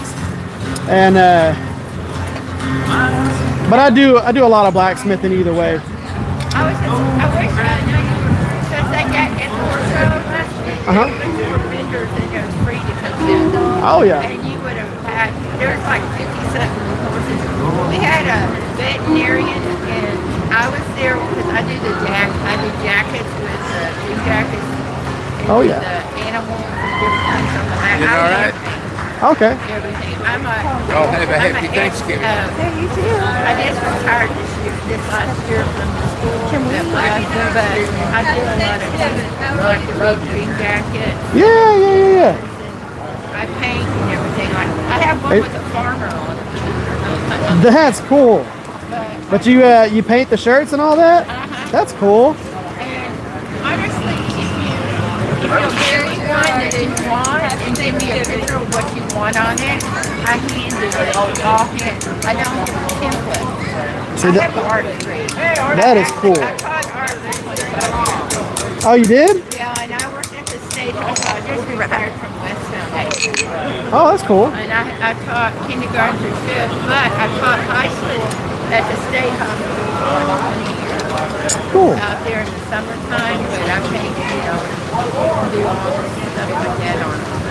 That's awesome. I was gonna say I have one in the car if you want to look at it, but I have one that's I have at the house that's actually has a farmer hat on and stuff. But I didn't bring my phone to the car. That is cool.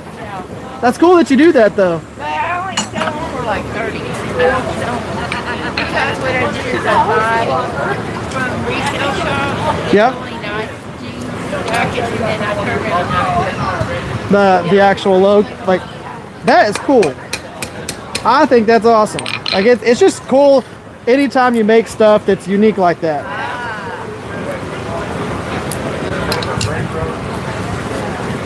I'm gonna take that and open it up just a hair.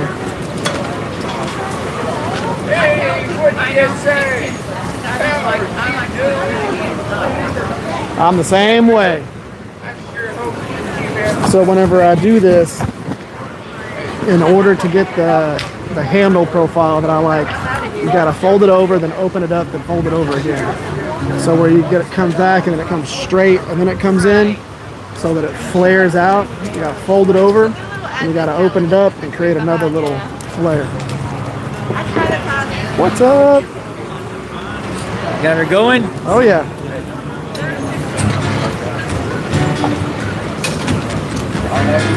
Just working on this little piece. Anything I've ever found I can make is a mess. Hey, Excellent at that. you know what? But at least you're making something, even if it's a mess. Yeah. You look like you know what the heck you're doing. You know, I try. You It know, looks good, I can tell you that. as long as you act confident enough. Cool people.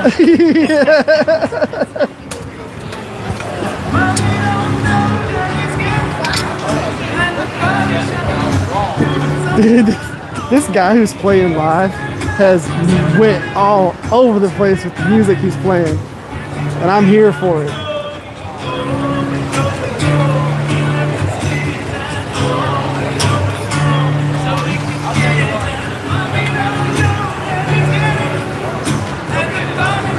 No body shop. That is hilarious.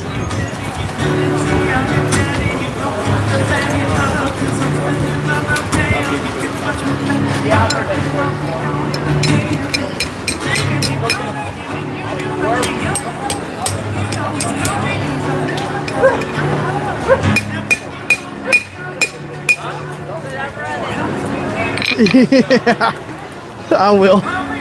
Dude, they are absurd. Like, and every single one of them are amazing looking. Like, that little black one with the little white stuff. Oh, I know, with those blue eyes. Oh, their eyes are piercing. Yeah, that first one she brought over, the biggest one out of all of them, that thing is nonsense. But you know, we both like piebalds and multicolor things. I just think it was awesome because they were like, they were like melt. No, the ones that had that black, white, and gray. How are y'all doing? Good, how you doing? Oh yeah.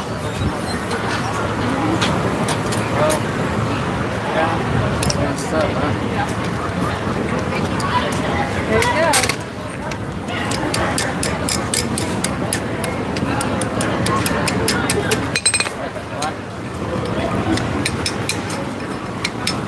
Open back up just a little bit.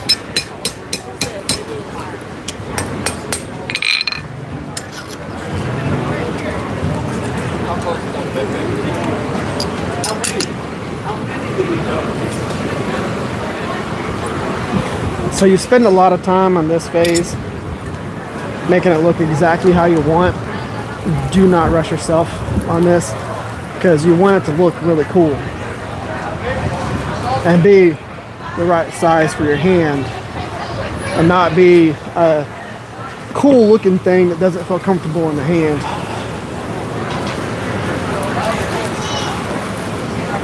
That's why I use the scrolling tongs. That's why I use all the different, you know, tools that I can.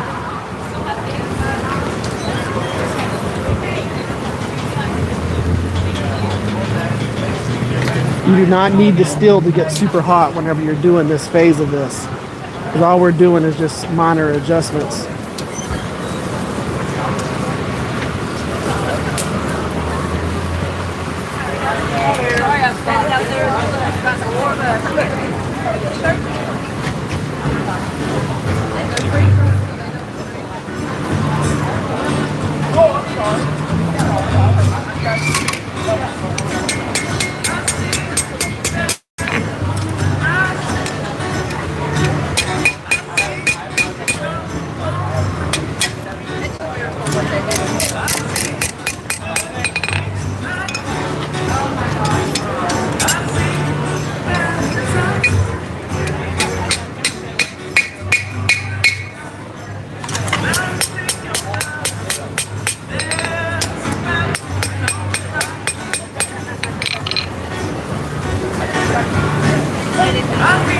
Heat that back up. And we should be able to pull it in. Just keep adjusting it. Now, of course, again, if you're going to do this type of stuff, you do not have to go as crazy as I do. But because I can, I do. If that makes any sense to y'all. Why half-ass it whenever you can just go ahead and make it look awesome because you have the ability to do it.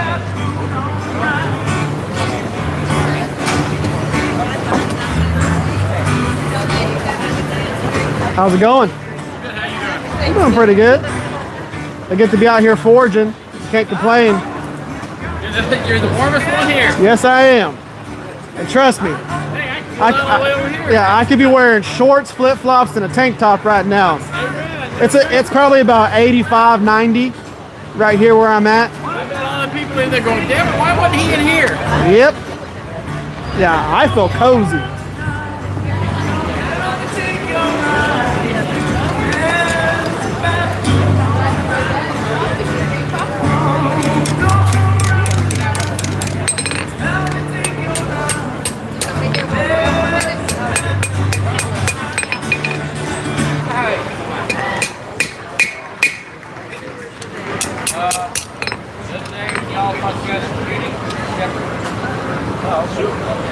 It should be pretty good, but I think I need to pour out just a little bit more. Yeah, there we go.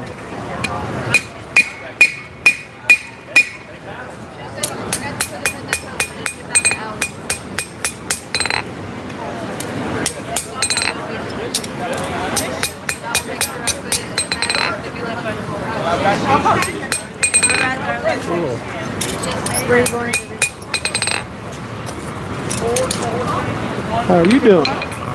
So basically what I'm making right now is one of those.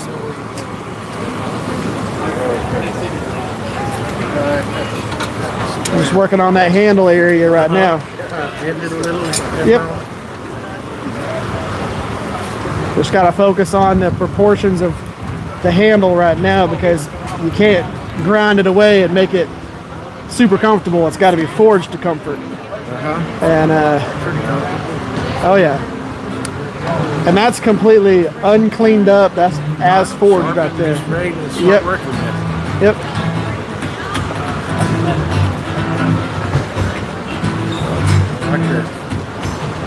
That's how they used to make them back in the days. Yep. Right there. It's called a blacksmith knife. Like that, and then they would make those, and then like the steak flippers or meat hooks, and then bottle openers, and yes.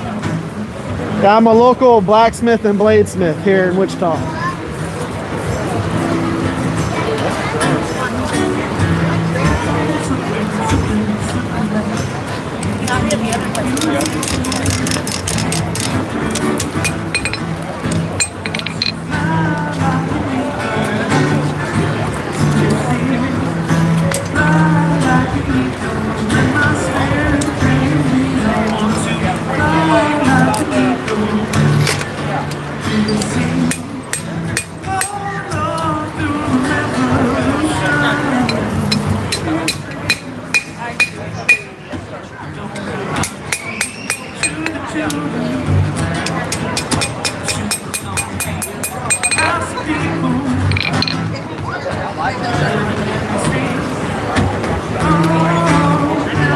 What's up, dude?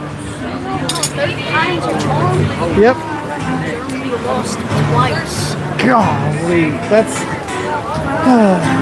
you are ridiculous. The live stream's probably like, oh my gosh, you and your ridiculous humor. Hey, chill. Don't be dark humor. My son and his dark humor, dude. Hey, make sure you go around. Don't get too close to me, brother. We have 12 people watching.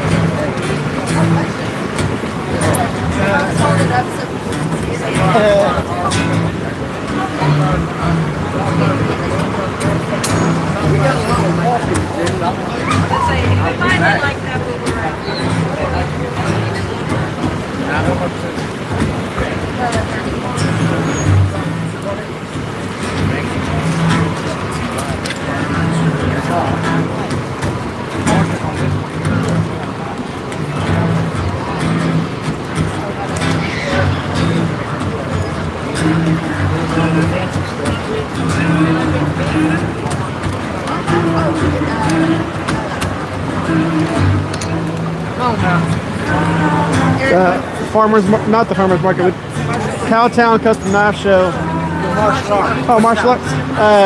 Muay Thai, Jiu-Jitsu, and Kali. So, yeah, knife fighting, stick fighting. I do weapons. Yep. Toby Nolan. Ah, nice to meet you. I do American Japanese Shotokan. Yeah. And I'm Jiu-Jitsu I learned a little Kempo. Oh yeah. We did. I did Kempo for about 3 years. Oh yeah. Jeff speaking, man. But 5th degree black belt, freestylers. Nice. Been Heck doing it a yeah. long time. So. Hey, and you gotta stay with it too. I know. Yeah. But you get at a certain age, I can still take care of myself hand in hand, but you know, the age gets you where you get a little. Right. you ain't lying. That's when I just pull out my 45 and Yeah, you ain't lying, man. Trust me. But I know. I can still do what I can do. Yep. Before I could do about six or 8 tournament sparring matches. Yep. And be good. But right now, if I don't make you start sucking wind about maybe 3 minutes, we're both gonna be hugging on each other. Yeah. But that's why I'll just knife it. Yeah, call it good. Nice to meet you. What degree are you? So, of course, if you're doing Muay Thai, you're not really going through black belts and all that stuff. But I did it for 14 years. Okay. Especially for a jiu-jitsu. You should be a first dan. Yeah. So when it comes to jiu-jitsu, my brother teaches it now here locally at the jiu-jitsu place off Camp. Okay. So he does that, and his kids are in it and everything like that. That's good. And then mine, they get to learn from me at the house and all of that. So I've never done Muay Thai. That's that Thai kickboxing. Yeah. Yeah.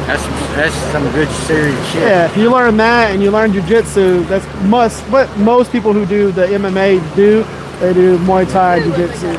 I never done MMA, but I've done 18 years yeah, tournaments and all tournaments, that. fights, and Yep. you know, I won 3-year state champion. Oh, that's awesome. But I sparred against. I was in the movie with Chuck Norris, Sidekicks. Yeah. And I sparred Bill Wallace, Superfoot. Nice. Yeah. He's freaking awesome. I got a gi, his American flag gi. Huh? I have that one that he wore in all his tournaments. He signed it and everything. That is absolutely Elvis awesome. Presley's tailor. Yeah. That makes all Elvis Presley's. Made these gis That's so awesome. for. It's pretty nice. Yeah. Like I said, I've been in it a long time, and it was back when I was 22 years old when I did that movie with Chuck Norris. So. Yep. Man, that's cool. That's so cool. See, I've been doing it for so long. It's just a blast, and it's one of those things where, again, learning the skills, you're not going to forget them. No. You know, you do that much training, it's just built into your body. So, like, she'll try and mess around. I'm like, babe, you're going to hurt yourself. You got to calm down because people start messing with you, and you're just like, you don't know how to not stop somebody from trying to hit you. And you're just like, I'm sorry, kids, but I'm not just going to let you hit me. That's true. And it's funny. Keep it in good shape. Like I said, as years go by, you get older. Like I said, all this COVID shit, this COVID screwed my lungs up. Yep. I had pneumonia COVID, and it whooped my ass. Oh, I know. It almost killed me. So. If I try to do some Muay Thai training right now, because you do knees until exhaustion, kicks until exhaustion, elbows till exhaustion, right? All of that. Well, I never did the training in Muay Thai, but some things we had a big old deal of heated sand. Yep. Crushed sand that we whip our fingers and everything. And when you rap, you do those grass. Yep. And the McElroy. Oh yeah. I can tear a McElroy. So we did gravel bags. We did all that because you have to. Hold on. You have to do your shins. You have to do everything. So gravel bags. Everything like that. So you're kicking, bags not moving. That stuff don't go nowhere. It's just stuck there. But you do that, you build up all your knuckles and your calluses and everything so that it stays sturdy and you don't have to worry about breaking bones. That's true. That's true. Let's not see you. Hey, you too, man. Take care. What's up, Bubba?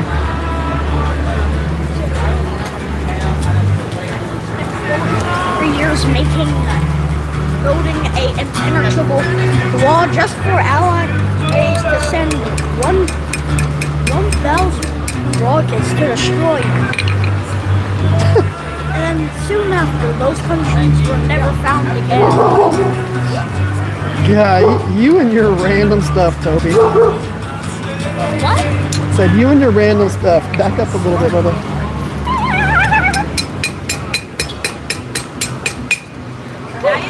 how to do that with your left hand so your arms are even. Man, I keep telling myself that I need to do that because that would be actually pretty cool. Yeah. Do some ambidextrous blacksmithing.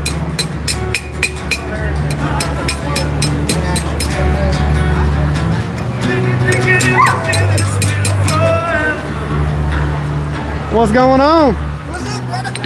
You know, just out here having fun, making stuff. I seen you on Facebook and I was like, alright. Come out here and actually watch it. You know, having fun. This is the best part about this, is being able to do this here versus just being here, you know, playing around, selling stuff. Had a guy like full-blown elbow check my thing here. Hello. So what are y'all up to? Other than just coming out here to watch me do this thing. Whoa. Okay, what is that? Looks like a marshmallow. The marshmallow? Yeah. Covered in what? I don't know. Stuff? It looks like a little bit of everything. Yeah. That's a cookie on it. And other stuff? Yeah. Huh? Leather sheet. Yep. Here, put it back on the table, you goofy. It looks good. Bad idea staying inside. Do they have that here somewhere? It's at the other farmer's market. Ah, well, not gonna travel over there for it. It's not terrible. Yeah. Chocolate chip cookie. That's cool. Did y'all walk over here? Yep. Nice. See, that's it's one of those things that's nice about doing the farmers markets, or you know, having them so close to each other, is being able to walk to them and not have to like move your car. Yeah. Yeah, we thought about it. It was a little chilly, but ain't bad. Jeez. All you gotta do, just stand right here. That's legit like 85, 90 degrees right here. Yeah. Yeah, it's hot. Like no joke, come over here and stand here. Oh yeah. That's the bee's knees. Yeah. Gotta say, if you're ever cold, all you gotta do is stand here. Like it was last night before I started forging, some of the stuff I brought today, it was 50 degrees in the shop. By the time I was done, it was 75. Yeah. Oh yeah. That is. I used to work for that. What is it? A factory out in Burke. Makes fiberglass. PPG or oh no, like in Burke. The NOV fiberglass. Yeah. Instead of the big pipes. Yep, the one that's like you're actually going into Burke. Vitro, yeah, something like that, yeah. Yeah, I don't know what it's called now. I know they changed it before we got there, so everyone called it different. Yep. But I mean, it was like 10 furnaces for one. Oh yeah. One bay. Oh yeah. I got to roll that pipe through. All that.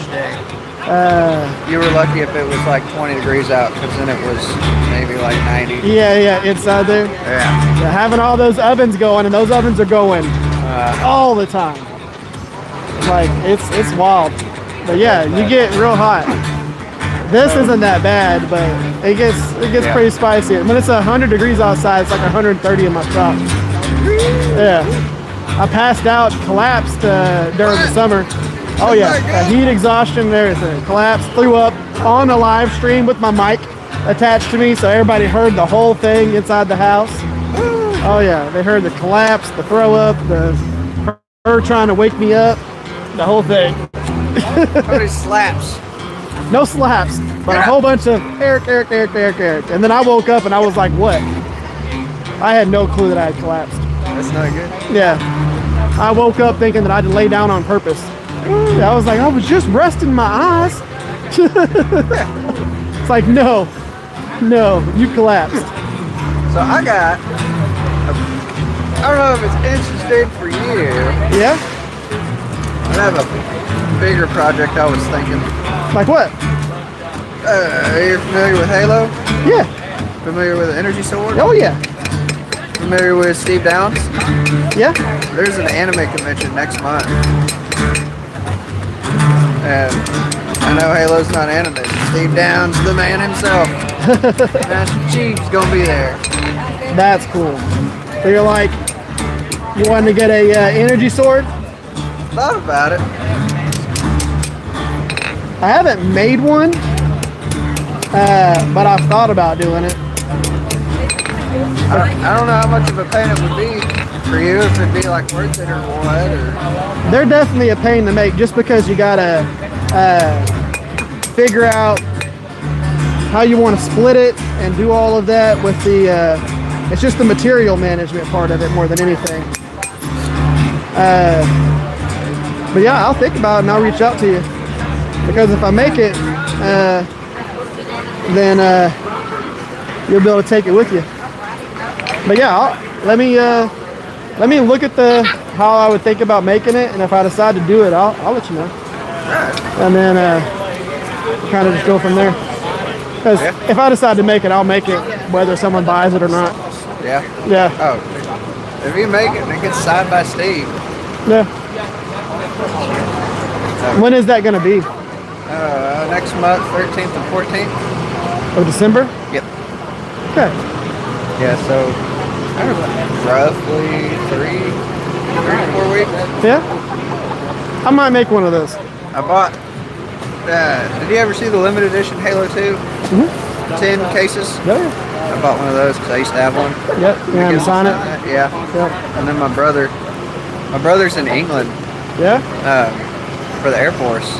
That's cool. He's been stationed there for a few years. I miss him. But I'm going to see if I can get him on video chat so we can meet him. He'll nerd out over it. Me and him that's how we grew up. It's like shoulder to shoulder. If we were out playing, outside or whatever. Oh, I know. We'd be shoulder to shoulder, pushing each other. Stop looking at my screen. Ragging it out on multiplayer. Split screen. Dude, the memories that dudes have playing Halo is a special thing. It really is. We played that growing up. It's huge. Yeah. That's guys in Halo, dude. Like, it just is what it is. I got this one into it. Yeah? She's it's awesome. They need to put out more stuff. Yeah, keep it simple, more stuff. Well, the big thing is keeping it simple. They did that Halo 5 Guardians, there's a whole bunch to it, and I was like, oh man. The learning curve to that. And I was like, it's a Halo game. What's all this extra? It's just too much for this guy. Some of that stuff, it gets kind of a little bit too bloated. But, yeah, I agree with you. I think that's why like Bethesda does so good. Yeah. Because they're just like, alright, here's a bunch of guns, do whatever, here's a giant map. Yep. Go blow stuff up. That's my biggest thing is the giant maps. I love it whenever you can actually like snipe things and do all that. Whenever it's all close quarter combat, it's not as much fun. But I mean, I've played every Battlefield, every type of first-person shooter, everything to Destiny and all that stuff. Like, it's you go through it and you're just like, okay, these are pretty cool, but Halo is Halo, dude. Battlefield is definitely on my list. It is awesome, but the newer ones are actually pretty decent. The hardline was kind of iffy, but I started out with Battlefield 4, and it was awesome. And then they've gone from there to a few different other things. And me personally, I'm like, I like the simpler stuff. Yeah. Did you ever? I think it was some of the Tom Clancy games, like Breakpoint, and there was another one where they were in the jungle. Yeah. Those ones were pretty good. Just give you a big old map. It's like you can run around, do your thing. Yeah, just go do whatever. You want to do this mission? It starts over here. That mission starts over there. Whatever. I am happy with that. That started out as that. That is the before and the after. So it's pretty fun. This is one of the other ones. Oh, yeah, I see it.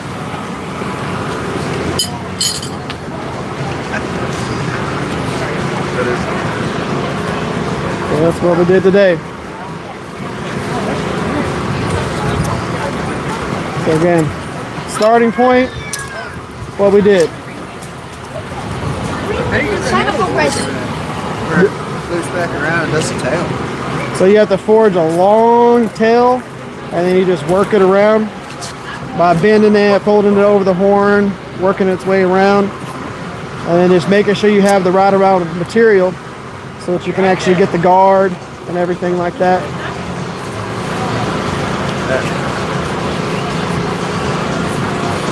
It is an absolute blast.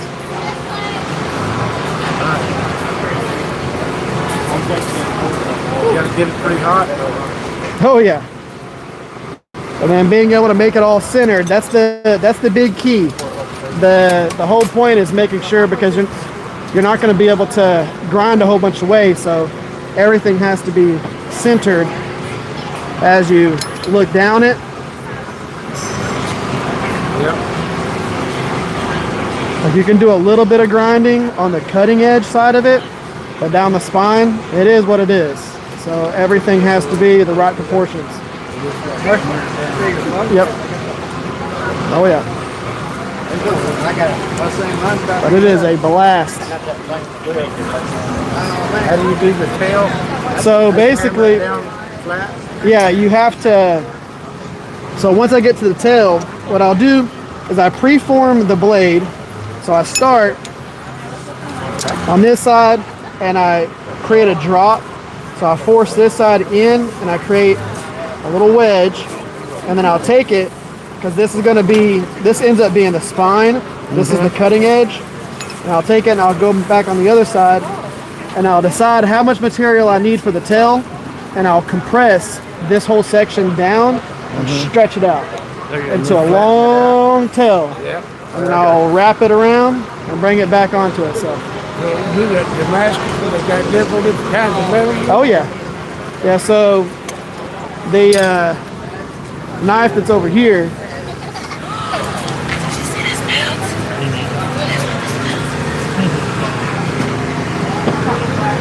And you see the grains in it. Take these off. See the grains of the Damascus? and it's all different pieces of different types of material. So it's together, hammered. oh yeah, and this is called fossil Damascus.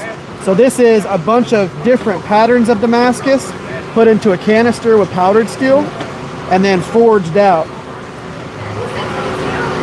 So it's complete random pattern, like you can't replicate it. It is how it is. You'd have to have that exact same thing happen again. That is almost impossible. I gotta show you in the shade. Oh yeah. We'll put this over here real quick. Put this over here. Right.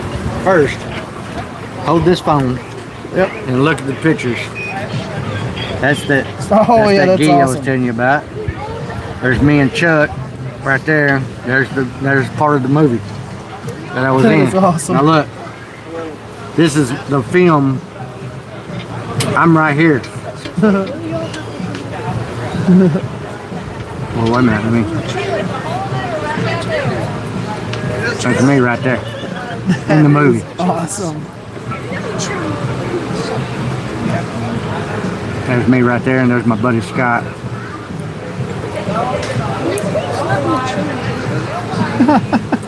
That is awesome. Now look at here.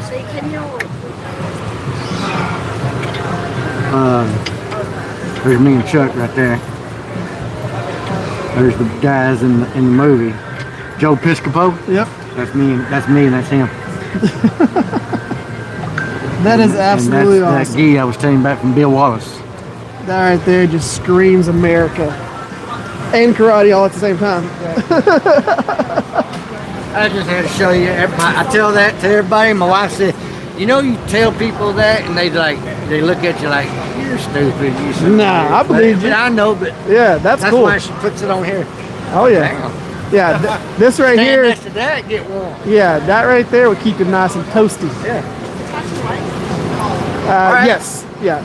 Hitachi White / 26C3. We're in the car waiting. We'll see you later, buddy. Oh yeah. Yeah, 26C3 is what we call it, but you got Hitachi Blue and Hitachi White. It's a Japanese chef still. Where's all the handles? Yeah. The whole entire thing. The whole thing. Even this little resin handle over here? Burlap micarta. No, I get that from a company.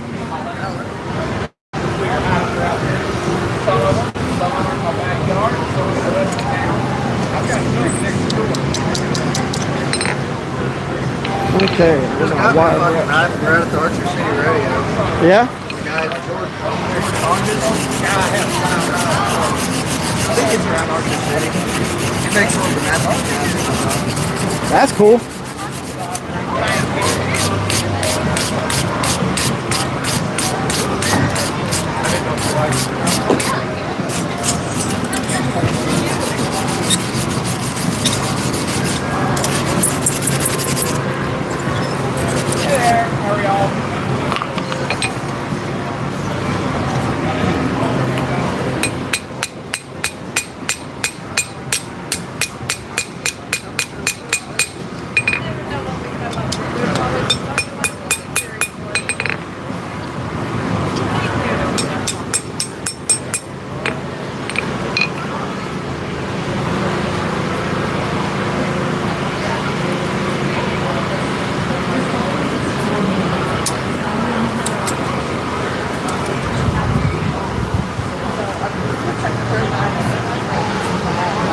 Look at the best view of this. Right there. That's what we forged.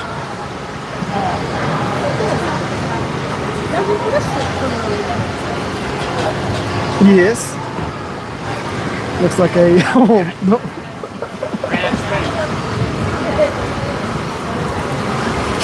showing them random stuff. Well, that's it.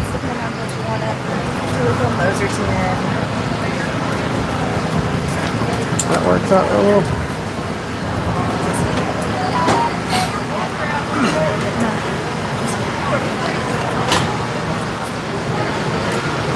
Well, you can still see it steaming. Oh yeah. And I will clean up the guard like that. To the point. So what do you think?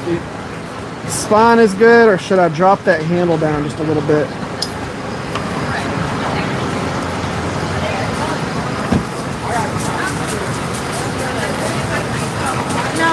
Leave this one straighter.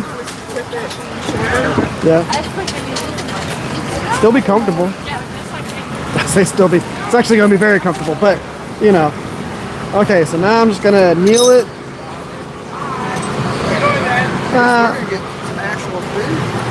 That's what I need to do. Actually, I'm just going to let this cool here. I'll kneel it at the house. I know people are going to want to hold it, so I might as well let it cool on the ground. I don't even, what time is it right now? Nisha, what time is it? It's 12:12. Okay, yeah. Now, hopefully, this will cool down. I'm gonna open it up so that the wind can blow through it. Because this thing takes like 2 hours to cool down. Because on the inside, it was probably about 1900 degrees. And then the fire brick takes all the heat, so it takes like a while for that to cool down. And that's got to go in the car. Yeah. Oh, just toss it in, it'll be all right. Well, Is that still on? no, but it's still steaming. Do not touch it. You will burn yourself. Even that part right there is probably... That's not bad. That's good. That's because you had a little wind button. Toby. Just because I touch it doesn't mean you should. Our hands are not built the same. Like, I bet the anvil... That's not that bad either. Okay, so we have a chance that something's going to cool down quick-ish, maybe, kind of. If not, then is what it is. So if you use regular cinder blocks, it will melt? Nah, yeah, if you use regular bricks and stuff like that, it wouldn't be able to... Basically, this takes that heat, and from one side to the other, it only lets it go so deep. So these are fire bricks. These are meant for this. They're rated at 2,300 degrees. Well, these bricks are 2,300. The brick where the burner actually blows to is 2,600 degrees. And then the whole point behind that is so that I can bring it up to forge welding temperatures. But yeah, it's a softer brick, and what it does, it absorbs the heat and doesn't let it go out the other side. But if you touch that other side of this, the difference would be the inside could be 2,000 degrees, while the outside is like 300 degrees. Still hot enough to burn you, Yeah. but not so hot that, you know, you would die or something like that. You can actually stand next to it and it not be ridiculous type deal. I guess I'm really like this. I have an oven though that can do 2,200 degrees, and while it's 2,200 on the inside, you can put your hand on the outside of it. You can put a drink that has ice in it and it will stay icy. Like, that's how much the inside absorbs the heat. Like, it is like, the inside can be 2,200 and the outside will be like 85. Is it made of the same stuff? No, it is way more intense than this. And it's got several layers. Yeah. But the difference is that's meant for heat treating, so it's meant to stay at a certain temperature for a long period of time while you heat treat. These, you get them hot, you forge, let them cool off. They're different. Those are like electric ovens. They have coils on the inside of them versus the burner. Yeah, there'd be a lot of fuel to do something big. Yeah, this right here, I've had that same bottle for a week and a half now. I've made a whole bunch of stuff with it. Yeah? But I go through a bottle every week and a half. Week to week and a half, depending on how much I'm forging. Right. Oh yeah. Now I just gotta let it cool down. Put all this stuff away. Luckily everything else is cooled off pretty quick. So I don't have to worry about moving that and it being too hot. It's probably going to get more heat from the sun than it's going to get from anything. I'm glad I got to see it. Oh yeah. You're telling me about it one night. I seen you out. Yep. It's a fun project, you know, being able to do whatever you want, forge whatever you want, make whatever you want. Yeah. Yep. Because I'll be like, I want to make bottle openers, but a specific type that I've never made before. And I'll just go out there and start forging and do the thing. I do RC airplanes. That's my little deal. Yep. Oh, it's a nice cheap hobby. Yeah, RC airplanes, you know, one of those inexpensive, not at all. Dude, RC, everything's expensive, man. I flew one for a week and I came in for a landing and caught wind and it was way underpowered. Yep. It was an F-22. So it came up, stalled, and I full throttled it and it was just kind of fell back down with the nose. That was about $200. Yeah, I don't know it. Had it for about a week. Dude, just RC cars are expensive. Yeah. Take that car and throw it into the air. Yeah. Fly it into the ground. That could cost a lot of money. Like, those cars are way more resilient. Yeah. We'd seen one it was Arma that makes it. It's like this little drag truck looking one. Oh yeah. They took it up to the RC airfield because there's the airfield that. What is that? What is that name? Is it Warrant? No, Fairway. Fairway? Yeah. Going towards the lake. Yeah. Yeah. Yeah, some guy had his flat out. I think that one was rated for like 60 on the 3-cell battery and like 80 or 85 for like a 4-cell. Oh yeah. And he was wrapping it all the way up and it hit and it just started.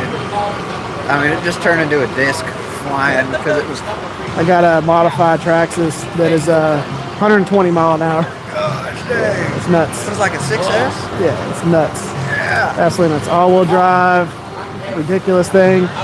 Glue bonded tires and all that stuff. Because if not, the tires blow off of them. Yeah. Like it's absurd. And yeah, it's nonsense. I did that for one. We just their cracked out motor. I was like, what is this doing? The smaller one. Yep. I mean, it was going and then it just blew up. I was like, good thing I got another one. Yep. Yeah, they get ridiculous, and I've got just little bitty tiny parts in it, and the clutch is ridiculously expensive. And it's like all the little stuff's all aluminum and carbon fiber and all that stuff.